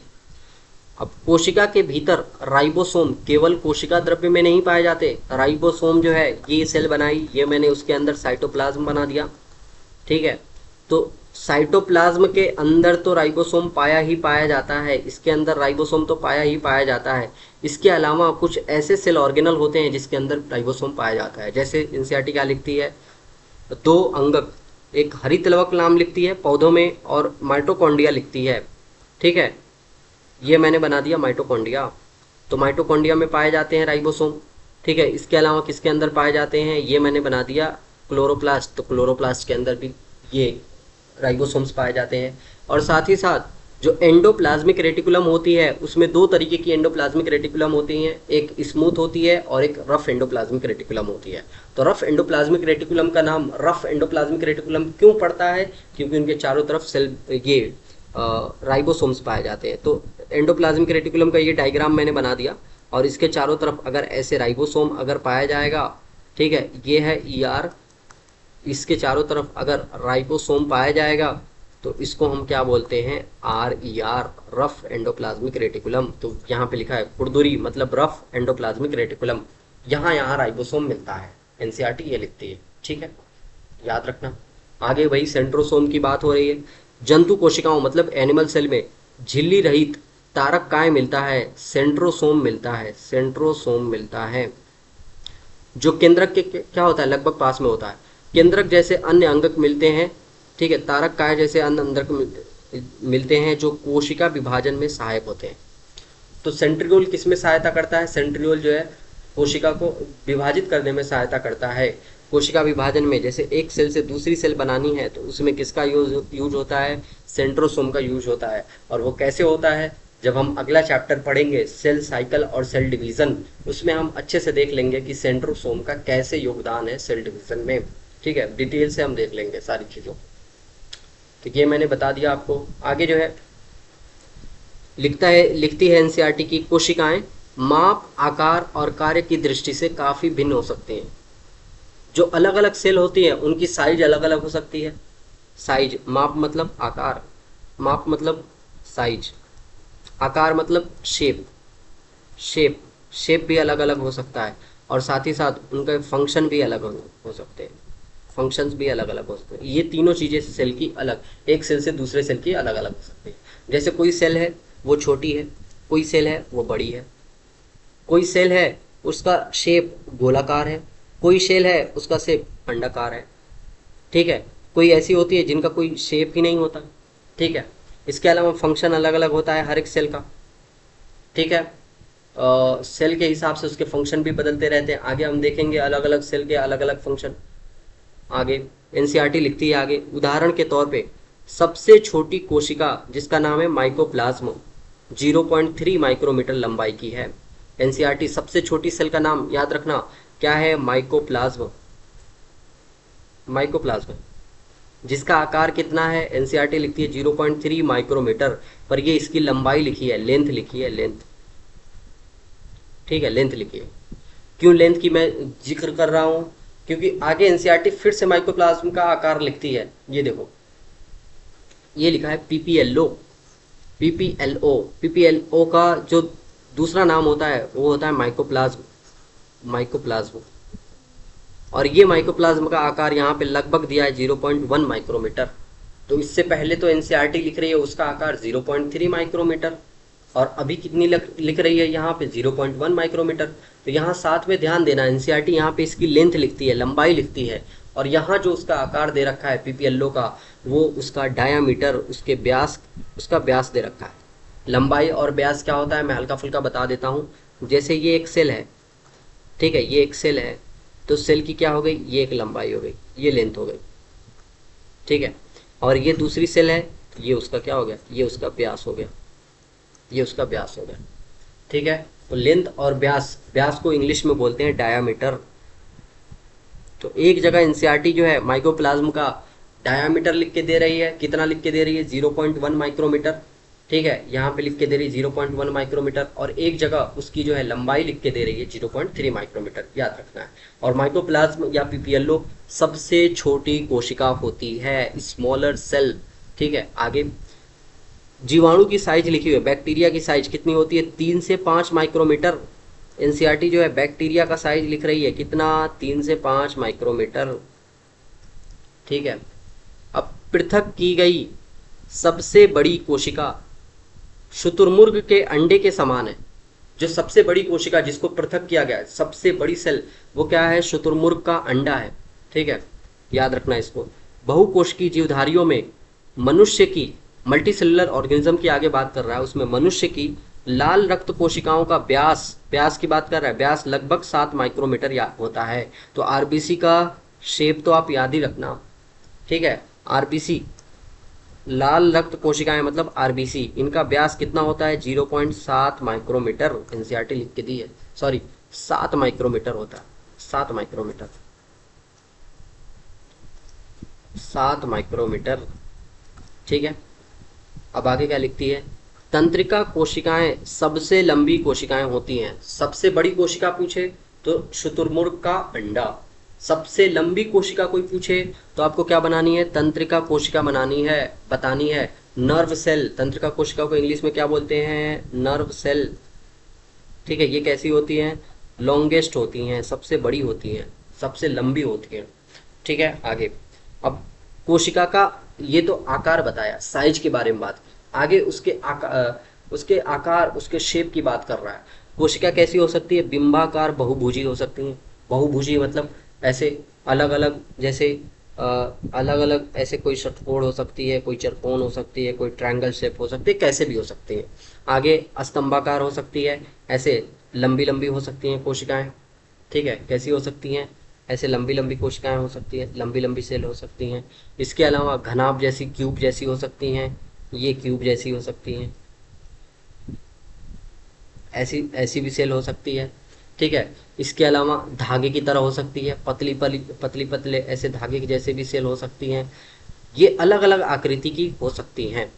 ठीक है, आगे कोशिकाओं का रूप उनके कार्य के अनुसार भिन्न भिन्न हो सकता है, और ये अलग अलग रूप किस वजह से होता है, अलग अलग शेप किस वजह से होता है, तो जैसा एक सेल का काम होता है उस तरीके का वो अपना शेप बना लेती है।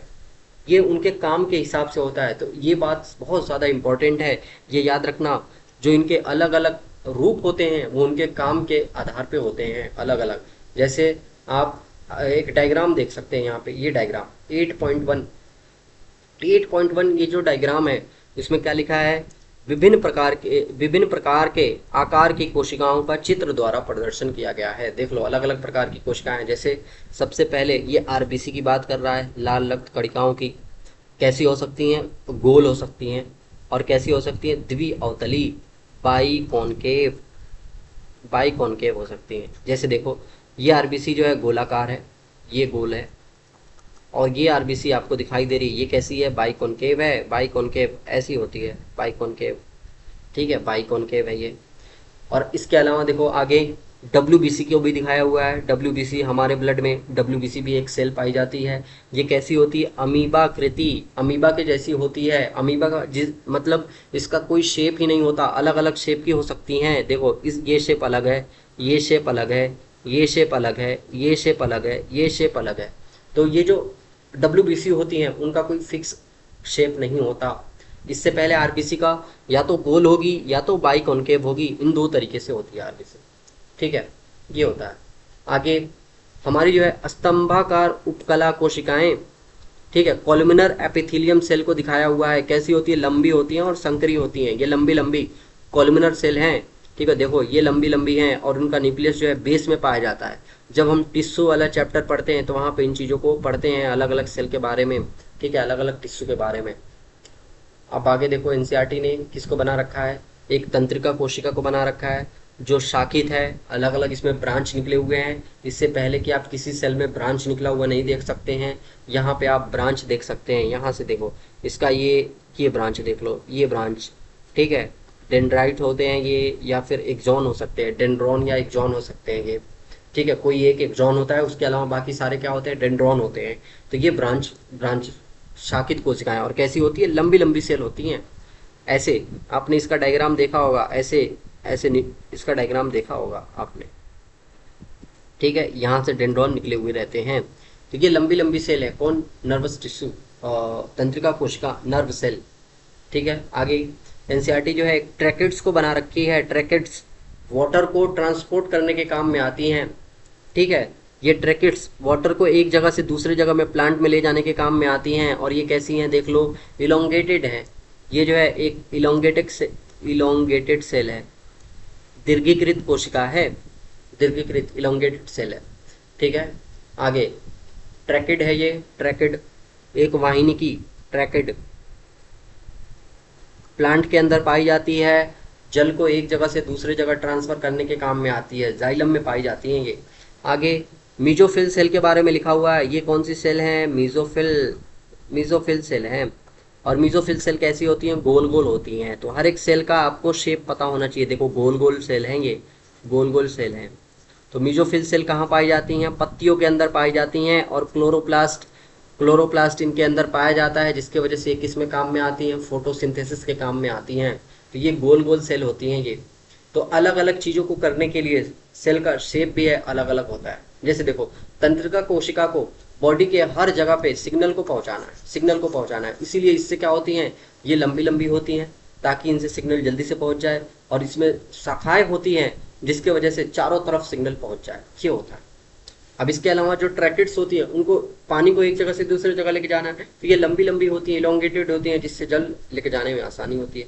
मीजोफिल सेल इनका काम क्या है, इनका काम है फोटोसिंथेसिस करना। अब फोटोसिंथेसिस के लिए इनके ऊपर क्या गिरती है, लाइट की रेज गिरती है।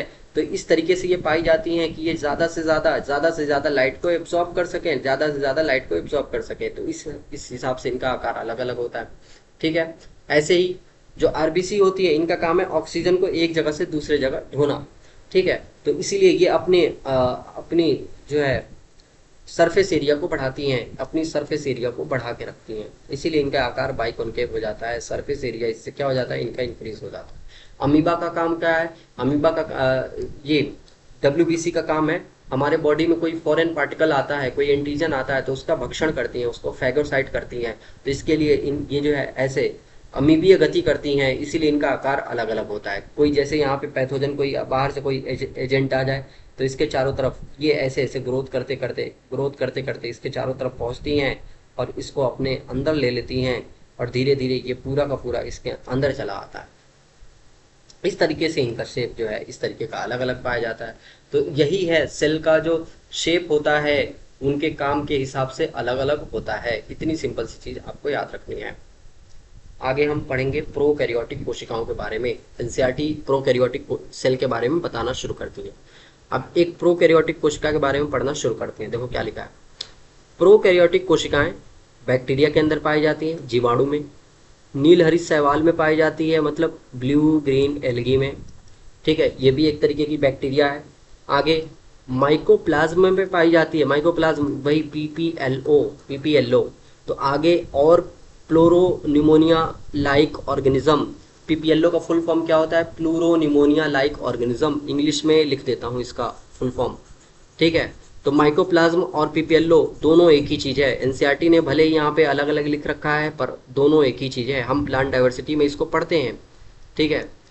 माइकोप्लाज्म जिसको हम और क्या बोल सकते हैं, पीपीएलओ बोल सकते हैं, और इसका फुल फॉर्म क्या होता है, प्लूरो न्यूमोनिया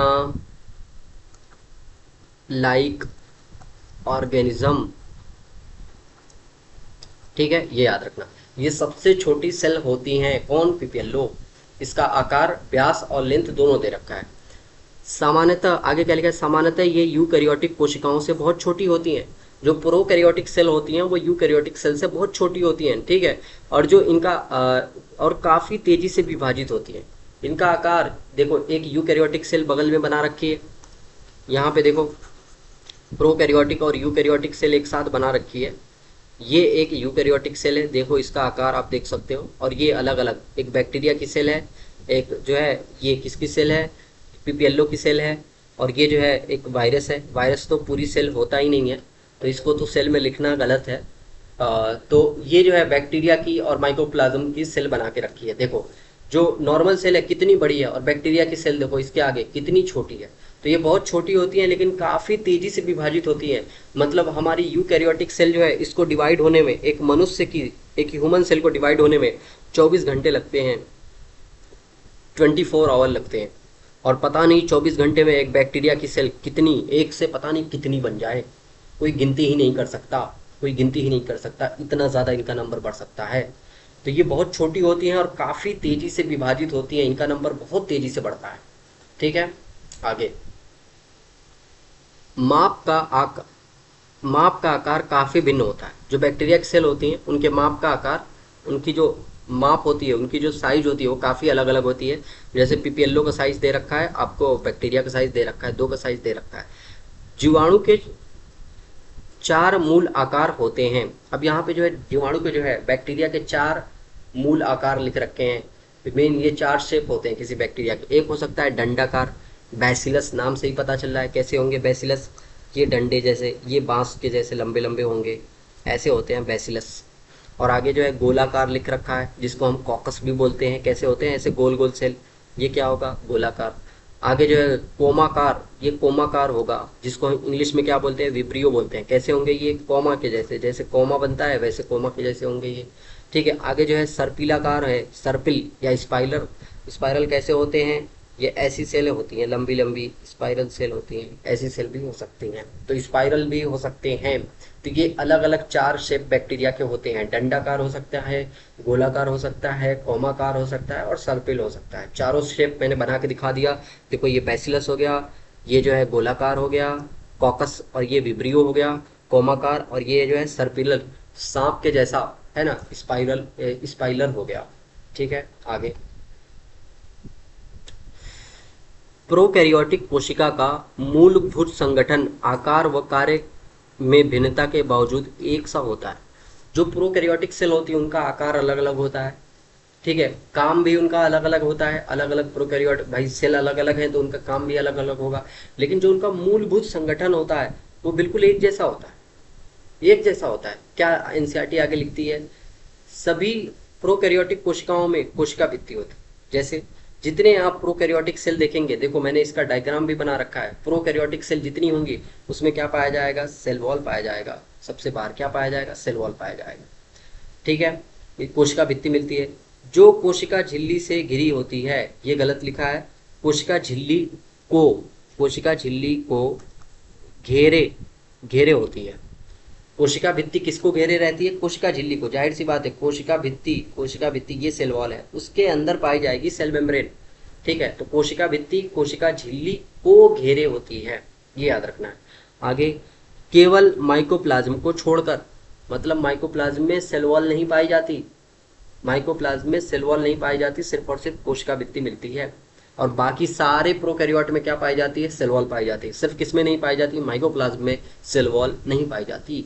आगे, कोशिका में साइटोप्लाज्म एक तरल मैट्रिक्स के रूप में भरा हुआ आता है। देखो, तो जितने सारे प्रोकैरियोटिक हैं उनका मूलभूत संगठन एक जैसा है। सबसे बाहर आपको क्या देखने को मिलेगा, सेल वॉल देखने को मिलेगा, उसके अंदर क्या देखने को मिलेगी, सेल मेम्ब्रेन देखने को मिलेगी। अब इस सेल मेम्ब्रेन के अंदर हमें क्या देखने को मिलेगा, साइटोप्लाज्म। इस सेल मेम्ब्रेन के अंदर में साइटोप्लाज्म देखने को मिलेगा। ठीक है, तो ये अलग अलग चीजें हमें देखने को मिलती है। अब आगे क्या लिखा है, इसमें कोई स्पष्ट विभेदित केंद्रक नहीं पाया जाता। ठीक है, देखो आगे, इसमें जो है कोई आपको न्यूक्लियस नहीं दिखाई देगा, कोई आपको सेल ऑर्गेनल ऐसा दिखाई नहीं देगा, न्यूक्लियस तो छोड़ो, कोई भी सेल ऑर्गेनल ऐसा नहीं दिखाई देगा जिसके चारों तरफ मेम्ब्रेन पाई जाती है। कोई स्पष्ट आपको केंद्रक नहीं दिखाई देता। हाँ, केंद्रक के जगह हम कह सकते हैं, यहाँ पे देखो, ये क्या है, डीएनए बनाया है मैंने, ये डीएनए बना रखा है, ये पाया जाता है यहाँ पे। तो डीएनए तो पाया जाता है पर कोई केंद्रक नहीं पाया जाता, कोई न्यूक्लियस नहीं पाया जाता, ये किसी चीज़ से घिरा नहीं रहता। इसका डीएनए कैसा होता है, बिल्कुल ऐसे अकेला पड़ा रहता है, ऐसे ही साइटोप्लाज्म में ऐसे ही डूबा रहता है। तो अभी तक हमने क्या देख लिया, सेल वॉल पाई जाती है सब में, सेल मेम्ब्रेन सब में पाई जाती है। सेल वॉल सिर्फ किस में नहीं पाई जाती, माइकोप्लाज्म में नहीं पाई जाती। इसके अंदर क्या पाया जाता है, साइटोप्लाज्म पाया जाता है, और साइटोप्लाज्म के अंदर कोई न्यूक्लियस नहीं पाया जाता। इसका डीएनए न्यूक्लियस के अंदर नहीं होता, जैसे हमारा डीएनए होता है न्यूक्लियस के अंदर, पर इनका नहीं होता। आगे, अनुवांशिक पदार्थ मुख्य रूप से नग्न होता है, जाहिर सी बात है, इसके चारों तरफ कोई मेम्ब्रेन ही नहीं पाई जाती तो नग्न होता है। वह केंद्रक झिल्ली द्वारा परिबद्ध नहीं होता। जो जेनेटिक मटेरियल होता है, मतलब डीएनए की बात कर रहा है ये, डीएनए के चारों तरफ कोई भी मेम्ब्रेन नहीं होती, और साथ ही साथ ये नग्न होता है, मतलब किसी मेम्ब्रेन से घिरा नहीं होता। आगे, जीनोमिक डीएनए के अतिरिक्त, जो मेन डीएनए है उसके अतिरिक्त एकल गुणसूत्र एक और डीएनए पाया जाता है जो गोलाकार होता है। ठीक है, तो मेन डीएनए के अतिरिक्त एक अलग डीएनए पाया जाता है, अकेला होता है, गोलाकार होता है। जीवाणु में सूक्ष्म डीएनए वृंत जीनोमिक डीएनए के बाहर पाया जाता है। ठीक है, मेन डीएनए के अलावा, इतना सिंपल सा लाइन को इसको याद रखना है, मेन डीएनए के अलावा भी एक डीएनए पाया जाता है, और इस डीएनए को हम प्लाज्मिड बोलते हैं। क्या बोलते हैं, प्लाज्मिड। देखो मैंने डायग्राम में बना रखा है, ये तो हो गया इसका मेन डीएनए, ये हो गया इसका मेन डीएनए। ठीक है, अब इस मेन डीएनए के अलावा एक और डीएनए यहाँ पे मैंने बना रखा है, इस डीएनए का नाम क्या है, इसका नाम प्लाज्मिड दे रखा है। मेन डीएनए के अलावा ये एक प्रोकैरियोट की विशेषता होती है, उसमें मेन डीएनए के अलावा एक और डीएनए पाया जाता है जिसको हम प्लाज्मिड बोलते हैं। ये एक एक्स्ट्रा डीएनए है, गोलाकार है, डबल स्टैंड है ना। और या क्या आगे लिख रखा है, यहाँ पे एंटीबायोटिक रेजिस्टेंस जीन पाई जाती है। ये जो ग्रीन कलर से मैंने बना रखा है, ये कौन सी जीन है, ये एंटीबायोटिक रेजिस्टेंस जीन है। मतलब जिस बैक्टीरिया के अंदर ऐसा प्लाज्मिड पाया जाएगा कि जिसके ऊपर एंटीबायोटिक रेजिस्टेंस जीन मौजूद हो, वो बैक्टीरिया जो है उस एंटीबायोटिक से रेजिस्टेंस होगा। जैसे मान लो एग्जाम्पल के तौर पे, वो बैक्टीरिया जो है टेट्रासाइक्लिन नाम की, यहाँ जो जीन है वो कौन सी है, टेट्रासाइक्लिन की है। हम जो है बायोटेक में पढ़ते हैं इसको अच्छे से, टेट्रासाइक्लिन की जीन है। तो ये बैक्टीरिया अगर हमारे बॉडी में चला आता है और हम टेट्रासाइक्लिन नाम की एंटीबायोटिक खाते हैं, तो वो एंटीबायोटिक इस बैक्टीरिया को कुछ भी नहीं इसका बिगाड़ सकता, क्योंकि उसको रेजिस्टेंस करने के लिए इसके पास जीन है। तो इसी चीज का तो यूज करके हम बायोटेक्नोलॉजी में पूरे डिटेल से इसको प्लाज्मिड को पढ़ते हैं और पूरा का पूरा एक अलग चैप्टर है बायोटेक्नोलॉजी, बहुत इंटरेस्टिंग चैप्टर है, जिसमें इसी बैक्टीरिया के इसी कैरेक्टर को यूज में लिया जाता है कि उसके अंदर मेन डीएनए के अलावा एक और डीएनए होता है जो जिंदा रहने के लिए जरूरी नहीं है। अगर इस प्लाज्मिड को इस बैक्टीरिया के बाहर निकाल दिया जाए तब भी ये बैक्टीरिया पहले जैसा ही रहेगा, बस ये है कि उसके एंटीबायोटिक रेजिस्टेंस जीन हट जाएगी उसके बॉडी से। अब कोई एंटीबायोटिक उसको दोगे तो बैक्टीरिया मर जाएगी। तो ये जिंदा रहने के लिए जरूरी नहीं है, पर अगर रहती है तो उसके जिंदा रहने की, उसकी सर्वाइबिलिटी को और बढ़ा देती है। ठीक है, तो ये है, और इस कैरेक्टर को हम बायोटेक में अच्छे से यूज करते हैं। इस प्लाज्मिड को हम बैक्टीरिया से बाहर निकालते हैं, उसके अंदर हम अपनी डिजायर्ड जीन डालते हैं और उस डिजायर्ड जीन को हम दूसरे बैक्टीरिया के अंदर ट्रांसफर करके अपने प्रोडक्ट को बनाते हैं, मार्केट में बेचते हैं। ये सब कुछ हम बायोटेक में 12th क्लास में पढ़ेंगे, डिटेल से पढ़ेंगे। ठीक है, आओ, ये प्लाज्मिड डीएनए के बारे में लिख रहा है। जीवाणुओं में विशिष्ट समलक्षणों को बताते हैं।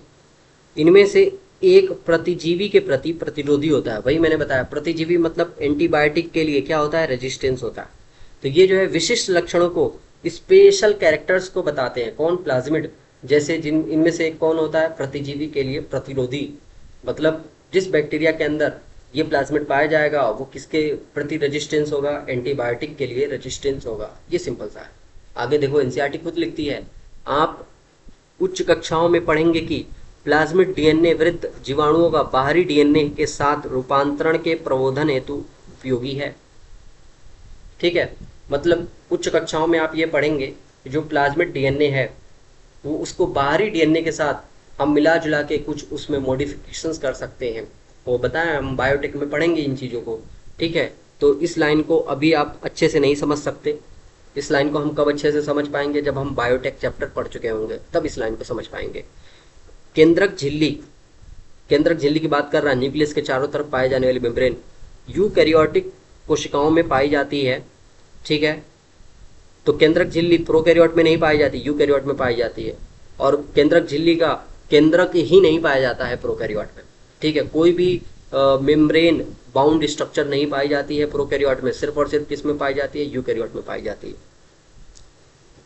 राइबोसोम के अलावा प्रोकैरियोट में यूकैरियोटिक अंगक नहीं पाए जाते। तो राइबोसोम के अलावा जितने सारे प्रोकैरियोट है, ठीक है, राइबोसोम के अलावा सारे के सारे प्रोकैरियोट में कोई भी यूकैरियोटिक ऑर्गन नहीं पाया जाता, कोई भी यूकैरियोटिक ऑर्गेनल नहीं पाए जाते।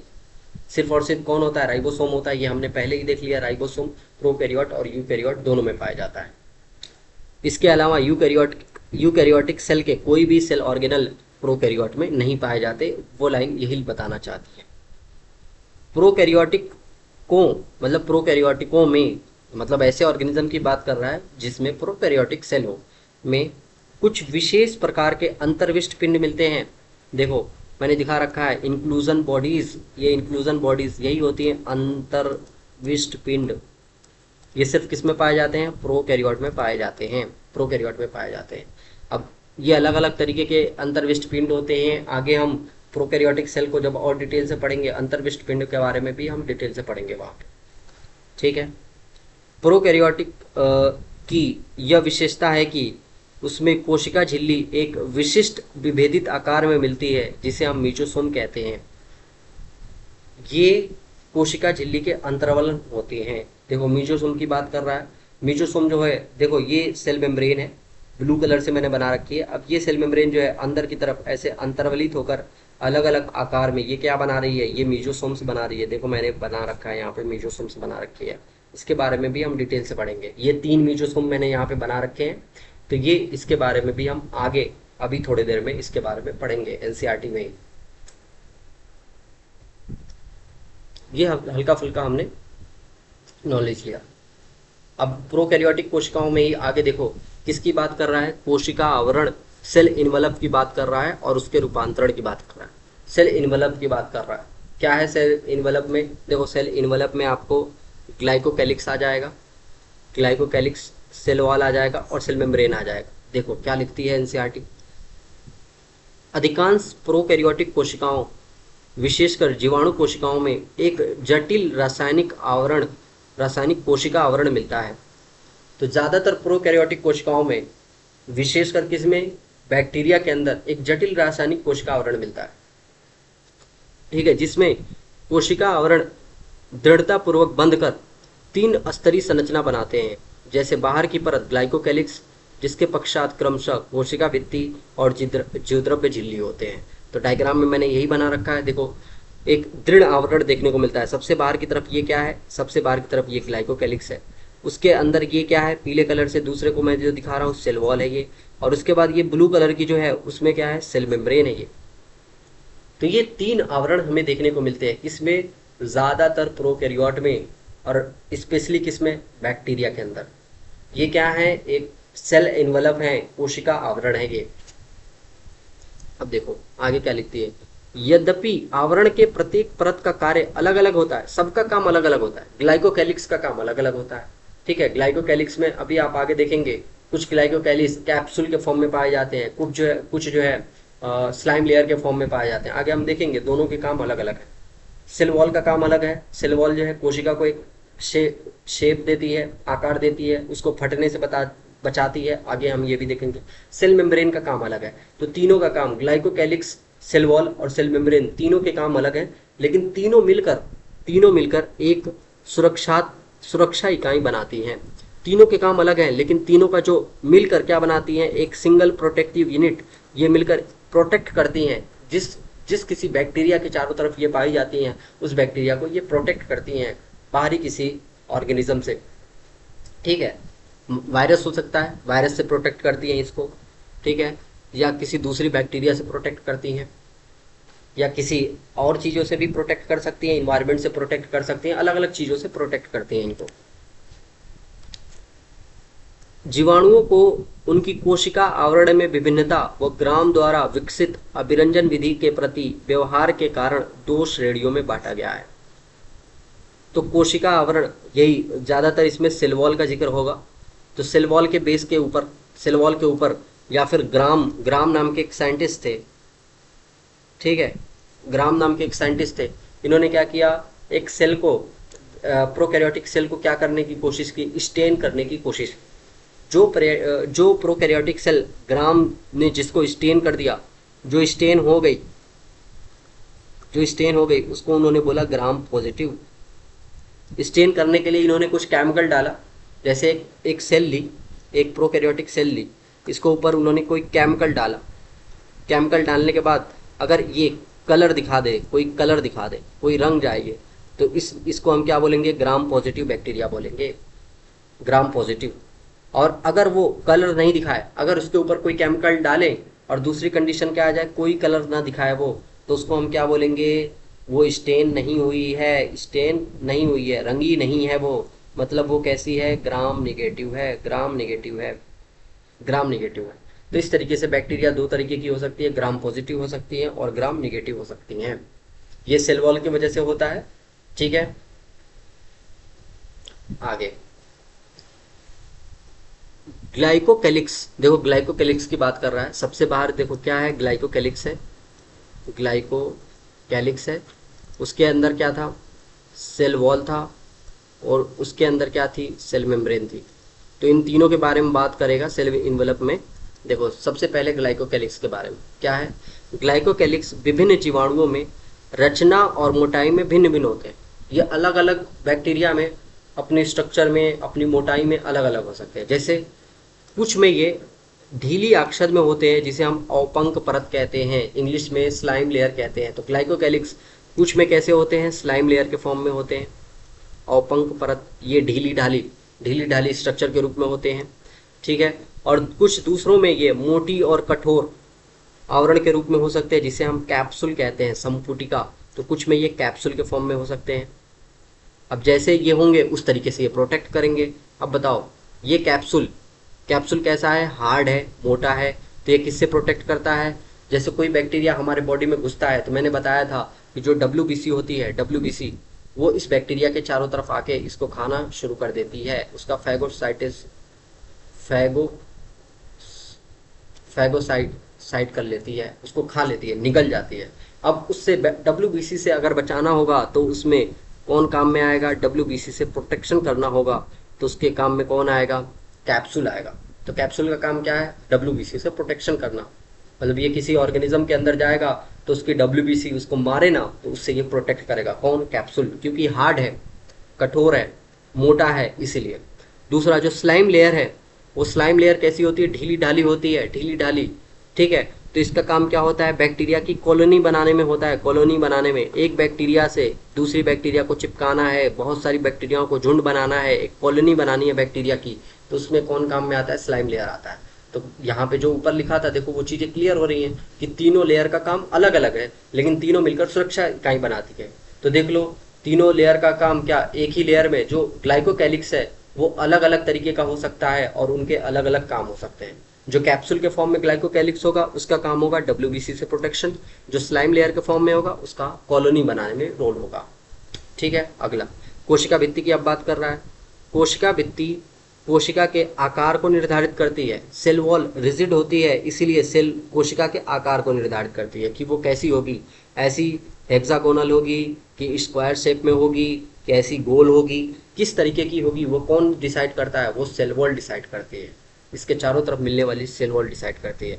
यह एक सशक्त संरचनात्मक भूमिका प्रदान करती है जो जीवाणु को फटने से बचाता है और निपातित होने से बचाता है। फटना मतलब देखो, ये ठोस आवरण होती है जिसके वजह से मान लो बैक्टीरिया के अंदर पानी बाहर से आ रहा है, ठीक है, पानी, इसका साइटोप्लाज्म बढ़ रहा है, पानी आ रहा है बाहर से रिस के, तो क्या होगा? पानी आने से इसका आकार बढ़ेगा बढ़ेगा बढ़ेगा, तो बढ़ के ये फट ना जाए, इसके वजह से इसको फटने से कौन बचाती है? ये सेल वॉल बचाती है, इसको सेल वॉल बचाती है। इसके अलावा मान लो इस बैक्टीरिया को ऐसी जगह रख दिया जाए कि इसके बॉडी से पानी अब बाहर निकलने लगे, पानी बाहर निकलने लगे, जाहिर सी बात है अब पानी अगर इसके बॉडी से बाहर निकलने लगेगा तो वो कोलैप्स करने लगेगी, पिचकने लगेगी। तो पिचकने से बचाने के लिए भी कौन बचाता है? ये सेल वॉल ही बचाती है। निपातित होना मतलब कोलैप्स होना, फटना तो सबको पता है, बर्स्ट होना, और निपातित होना को का मतलब कोलैप्स होना, कोलैप्स मतलब बिल्कुल ऐसे पिचक जाना, ठीक है। इससे कौन बचाती है? इससे भी सेल वॉल ही बचाती है। तो सेल वॉल का भी काम अलग है, देखो ग्लाइकोकैलिक्स का काम अलग आया, सेल वॉल का काम अलग आया, सेल मेम्ब्रेन का भी अभी काम अलग आएगा, लेकिन तीनों मिलकर क्या बनाती हैं? एक सुरक्षात्मक इकाई बनाती हैं। तो ये बात एनसीईआरटी की बहुत इंपॉर्टेंट है और अच्छे से याद रखनी है। आगे देखो, सेल मेम्ब्रेन की आप बात करेगा, सेल वॉल की बात खत्म हो चुकी है, अब सेल मेम्ब्रेन की वो बात करेगा। क्या लिखता है कि जीवद्रव्य झिल्लिका मतलब सेल मेम्ब्रेन प्रकृति में वर्णात्मक होती है। वर्णात्मक मतलब सेल मेम्ब्रेन जो होती है वो सेलेक्टिव परमिएबल होती है, सेलेक्टिव परमिएबल होती है। सेलेक्टिव परमिएबल का मतलब सेल के अंदर कौन आएगा कौन नहीं आएगा ये डिसाइड कौन करता है? सेल मेम्ब्रेन करती है। अब जाहिर सी बात है, एक सेल है, अब उस सेल के चारों तरफ एक सेल मैंने बना दी, ठीक है, ये एक सेल बना दी। अब इस सेल के चारों तरफ कुछ डिजायर मॉलिक्यूल होंगे, डिजायर मॉलिक्यूल DM लिख दिया मैंने, और इस सेल के चारों तरफ कुछ अनडिजायर मॉलिक्यूल भी होंगे, अनडिजायर मॉलिक्यूल भी, जिसकी कोशिका को कोई ज़रूरत नहीं है। तो जैसे ही ये सेल के अंदर आएगा, इसको रोकने का काम कौन कर सकता है? सेल वॉल कर सकती है या सेल मेम्ब्रेन कर सकती है। ज़्यादातर बार में कौन करती है? सेल मेम्ब्रेन करती है, ठीक है। सेल वॉल भी करती है ये काम, अनडिजायर मॉलिक्यूल को अंदर नहीं आने देती, आगे हम एनसीईआरटी में खुद देखेंगे।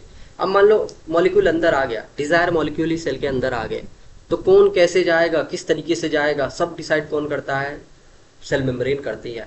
तो ये सेलेक्टिव परमिएबल होती है, किसको आना है कैसे आना है सब कुछ सेल मेम्ब्रेन डिसाइड करती है। आगे इसके द्वारा कोशिका बाह्य वातावरण से संपर्क बनाए रखने में सक्षम होती है। अब इससे सेल जो है बाहर के वातावरण से संपर्क बनाए रखती है, क्योंकि इससे पहले की जो दो लेयर थी, चाहे ग्लाइकोकैलिक्स है चाहे सेल वॉल है, वो दोनों के दोनों कैसी होती हैं? नॉन लिविंग होती हैं, डेड होती हैं। ये दोनों के दोनों कैसी होती हैं? नॉन लिविंग होती हैं, नॉन लिविंग होती है। पर जो सेल मेम्ब्रेन होती है वो कैसी होती है? लिविंग होती है। तो बाहर के इन्वायरमेंट से जो कनेक्शन है वो कौन बनाए रखता है? ये सेल मेम्ब्रेन बनाए रखती है। आगे संरचना अनुसार यह झिल्ली यूकैरियोटिक झिल्ली जैसे ही होती है। तो संरचना के हिसाब से जैसे यूकैरियोटिक के अंदर सेल मेम्ब्रेन पाई जाती है, वैसे प्रोकैरियोट के अंदर पाई जाती है। आगे हम देख लेंगे इसको। एक विशेष झिल्ली में संरचना जो जीवद्रव्य झिल्ली की कोशिका में फैलाव से बनती है, जिसे हम मीजोसोम कहते हैं। अब मीजोसोम के बारे में एनसीईआरटी लिख रही है। देखो, जो पहले मैं बता चुका हूँ तुमको, मीजोसोम जो है कोशिका झिल्ली के अंतर्वलन से बनते हैं। कोशिका झिल्ली अंदर की तरफ लूप बनाती है और उस लूप की वजह से क्या बनता है? ये मीजोसोम बनता है। ये मीजोसोम देख लो, ब्लू कलर से मैंने सेल मेम्ब्रेन बना रखी है। देखो ये मीजोसोम, ये एक मीजोसोम बना, ये एक मीजोसोम बना, ये एक मीजोसोम बना। अब तीन अलग अलग मीजोसोम है, तीनों के आकार मैंने अलग अलग बना रखे हैं। देखो एनसीईआरटी क्या लिखती है कि यह फैलाव जो है पुटिका के रूप में हो सकता है। पुटिका मतलब वेसाइकल के फॉर्म में हो सकता है, नलिका के रूप में हो सकता है, ऐसे टिब्यूल के फॉर्म में हो सकता है, और पटलिका के फॉर्म में हो सकता है, किसी लैमिली, ऐसे लैमिली के फॉर्म में हो सकता है, पटलिका के फॉर्म में। तो इन तीनों को इसलिए मैंने तीनों अलग अलग शेप आपको बना रखे हैं। देखो एक जो है, ये जो है, ये अभी अभी जो मैंने दिखाया, ठीक है, ये देखो, ये जो है पुटिका वेसाइकल के फॉर्म में है, ये जो है नलिका के फॉर्म में है, और ये जो है पटलिका के फॉर्म में मान लो। तो ये अलग अलग शेप के होते हैं, कौन? मीजोसोम। ठीक है, मीजोसोम का काम बहुत इंपॉर्टेंट है। शेप तो आपने देख लिया, पुटिका, नलिका, पटलिका। पुटिका को इंग्लिश में बोलते हैं वेसाइकल, नलिका को ट्यूबुलर, और पटलिका को लैमिलर। ठीक है, यह कोशिका भित्ति निर्माण में सहायक होते हैं। इनके काम लिखे हैं, काम आपको याद रखने हैं। देखो काम मैंने यहाँ पे पांचों काम इसके लिखे हुए हैं। मीजोसोम के काम क्या है? सेल वॉल का फॉर्मेशन करता है। कोशिका भित्ति का निर्माण कौन करता है? मीजोसोम करता है। डीएनए, इस बैक्टीरिया के अंदर ये जो डीएनए पाया जाता है, इस एक डीएनए से दूसरा डीएनए अगर बनाना हो तो उसको हम बोलते हैं डीएनए रेप्लिकेशन। डीएनए रेप्लिकेशन का मतलब ये एक डीएनए है, अगर इस डीएनए से दो डीएनए बनाना हो तो इसमें किसका रोल होगा? इस एक डीएनए से दो डीएनए ऐसे बन गए, इसमें किसका रोल होगा? मीजोसोम का रोल होगा। इसके अलावा रिस्पायरेशन में, सांस लेने में, बैक्टीरिया को सांस लेने में किसका रोल होता है? मीजोसोम का होता है। सांस लेने से ज़्यादा बेटर है हम श्वसन बोलेंगे। जैसे सांस लेना क्या होता है? ब्रीदिंग, ऑक्सीजन को अंदर लेना, बाहर करना, CO2 को बाहर करना, ये ब्रीदिंग है। पर वो ऑक्सीजन जब हमारे माइटोकॉन्ड्रिया के अंदर जाती है तो वहाँ पे सेलुलर रिस्पायरेशन होता है। तो जैसा काम हमारे बॉडी में माइटोकॉन्ड्रिया करती है, वैसा काम मीजोसोम कहाँ करता है? प्रोकैरियोट के अंदर करता है। ठीक है, जैसा काम यूकैरियोट में माइटोकॉन्ड्रिया करती है, वैसा काम प्रोकैरियोट में कौन बोलता है? मीजोसोम करता है। आगे सिक्रेशन में मदद करती है। सिक्रेशन का मतलब सेल के बाहर किसी मटेरियल को अगर सेल के बाहर निकालना हो, यूजफुल मटेरियल को, है ना, एक सेल से दूसरे सेल में कहीं बाहर भेजना हो तो उसमें भी कौन मदद करता है? मीजोसोम मदद करता है, जिसको हम बोलते हैं सिक्रेशन। अगला, ये सेल मेम्ब्रेन की जो सरफेस एरिया है उसको बढ़ा देती है। जाहिर सी बात है, इस मीजोसोम के वजह से देख रहे हो अंदर की तरफ झिल्ली मुड़ जाती है, कोशिका झिल्ली, जिसके वजह से देख लो सरफेस एरिया कितना बढ़ जाती है।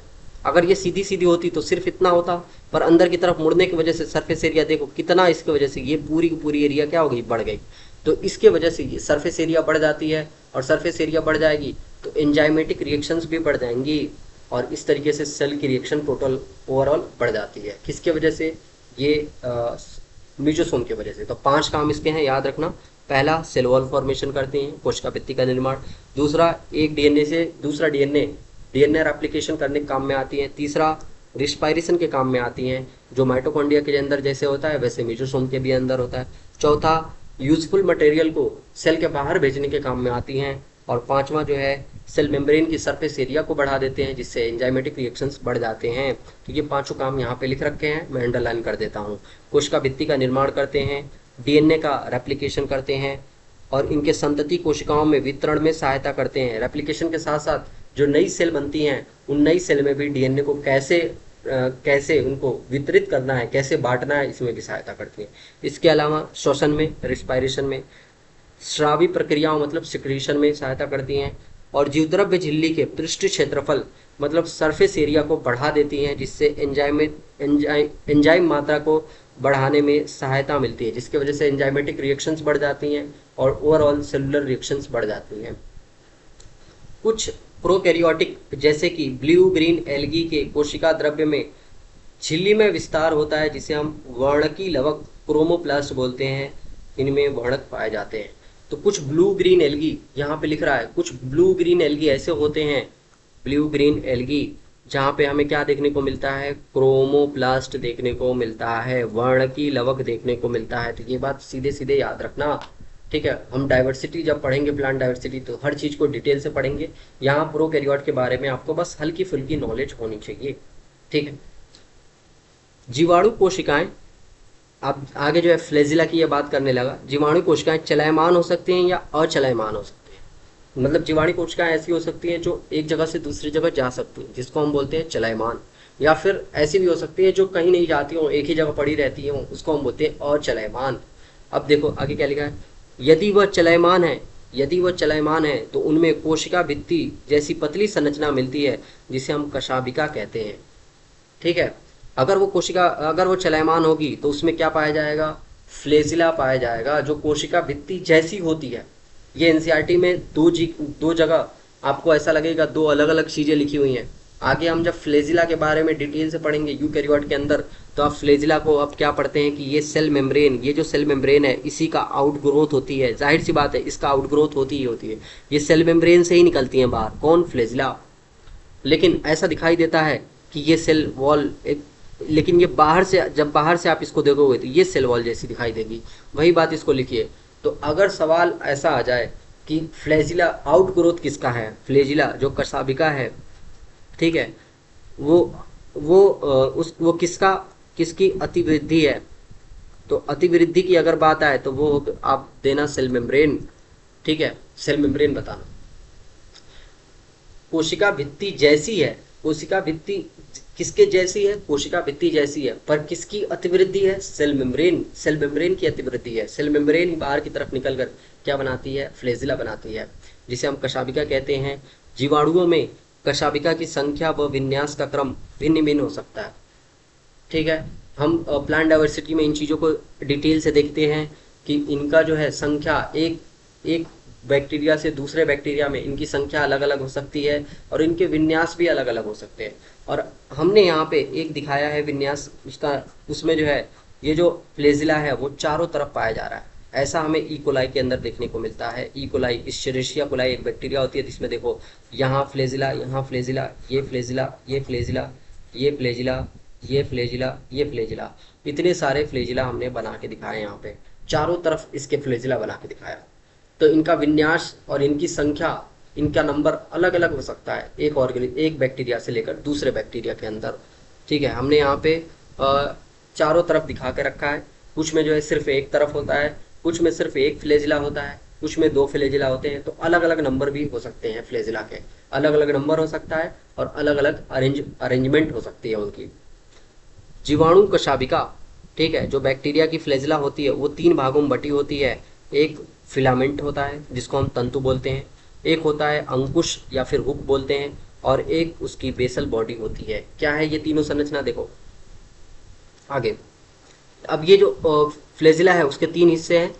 एक है बेसल बॉडी, और ये बेसल बॉडी कहाँ पाई जाती है, बिल्कुल सेल मेम्ब्रेन में। सेल मेम्ब्रेन में ऐसे धसी होती है। मैं एक अलग से बनाऊं तो यहाँ सेल मेम्ब्रेन और सेल वॉल में इसकी बेसल बॉडी क्या होती है, धसी रहती है।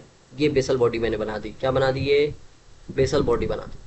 अब इस बेसल बॉडी से एक संरचना लगी रहती है जिसको हम बोलते हैं हुक। तो बेसल बॉडी हमने ये थोड़ी और चौड़ी कर देते हैं, ये मैंने बेसल बॉडी बना दी। अब इस बेसल बॉडी से ये जो पतली सी संरचना मैंने निकाल दी, ये क्या है, ये है हुक, ये है हुक। ठीक है, ये हुक है।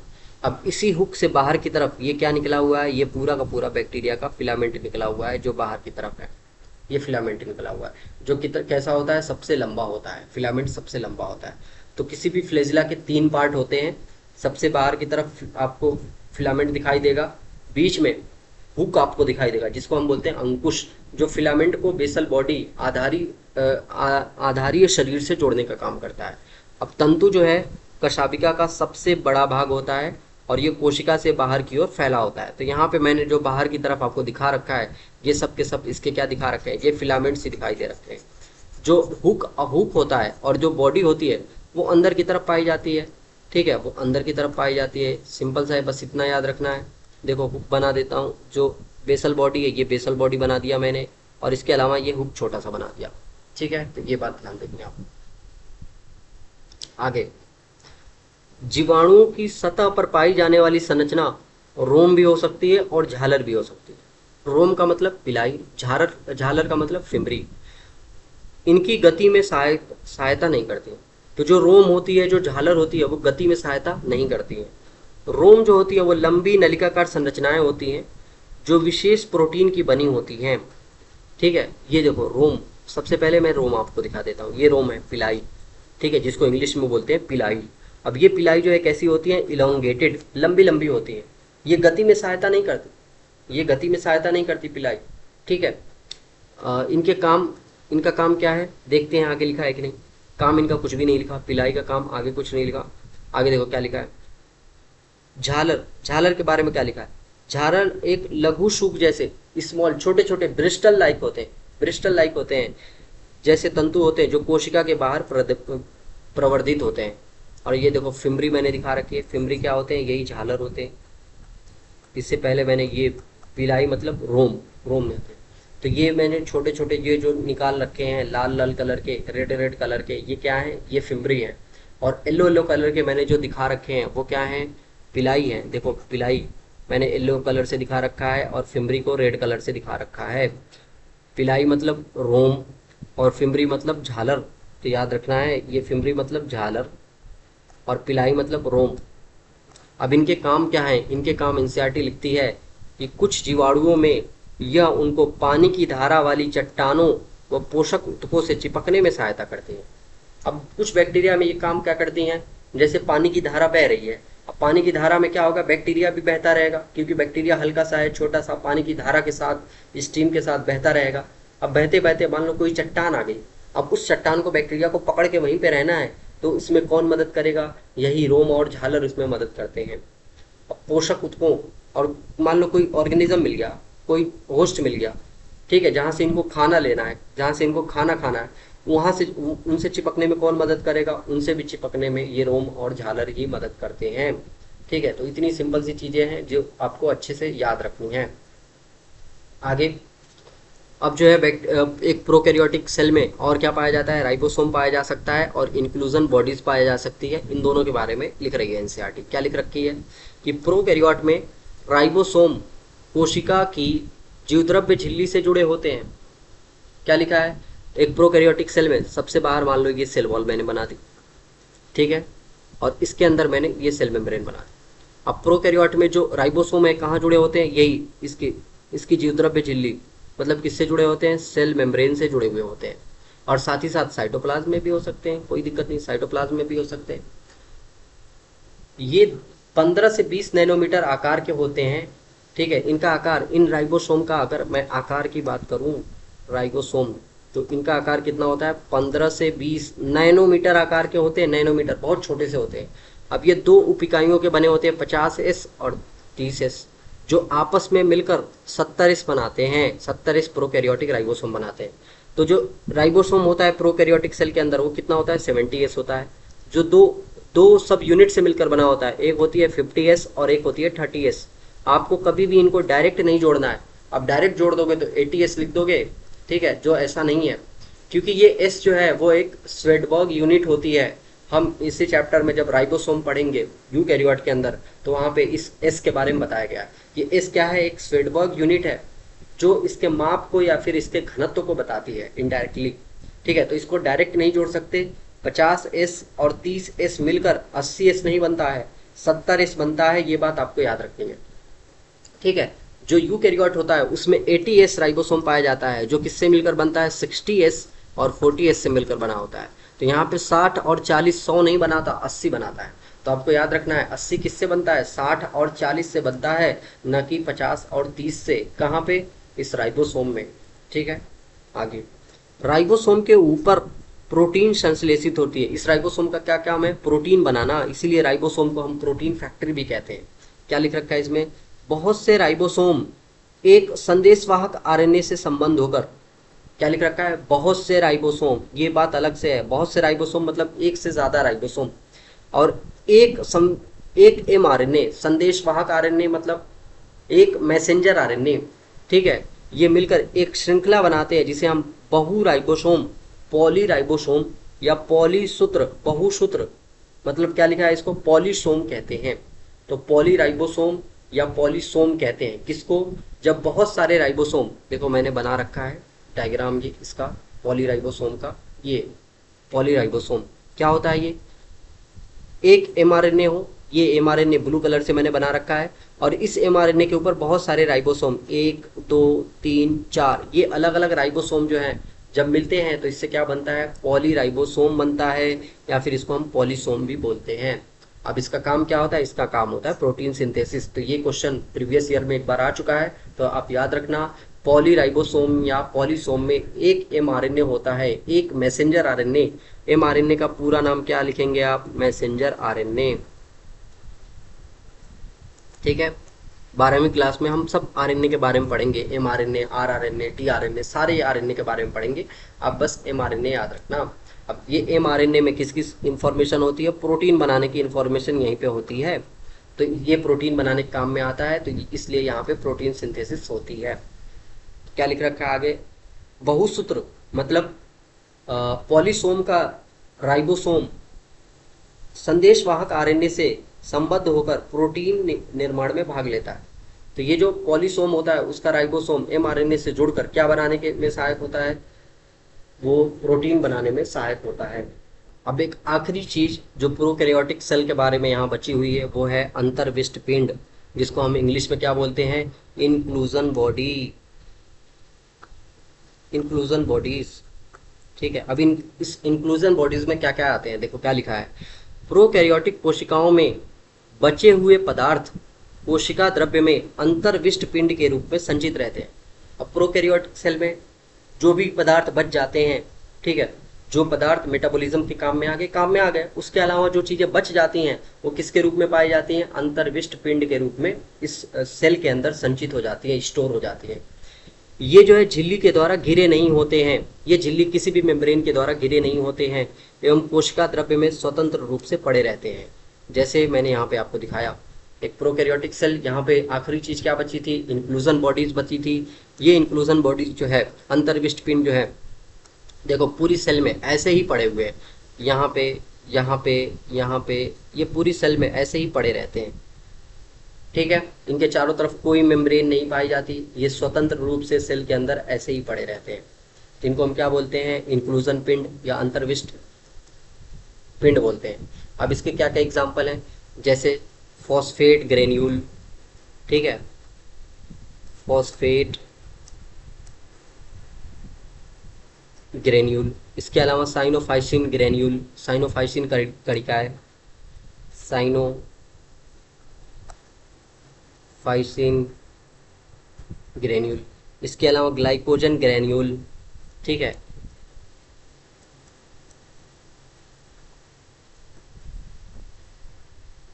ग्लाइकोजन ग्रेन्यूल, ये सब होते हैं किसमें? अंतर्विष्ट पिंड के रूप में। तो ये 3 एग्जाम्पल याद रखना है आपको इंक्लूजन बॉडीज का, फॉस्फेट ग्रेन्यूल, साइनोफाइसिन ग्रेन्यूल और लास्ट में एक ग्लाइकोजन ग्रेन्यूल। ये 3 एग्जाम्पल आपको याद रखने हैं। ठीक है, अब एक लास्ट चीज क्या है वो?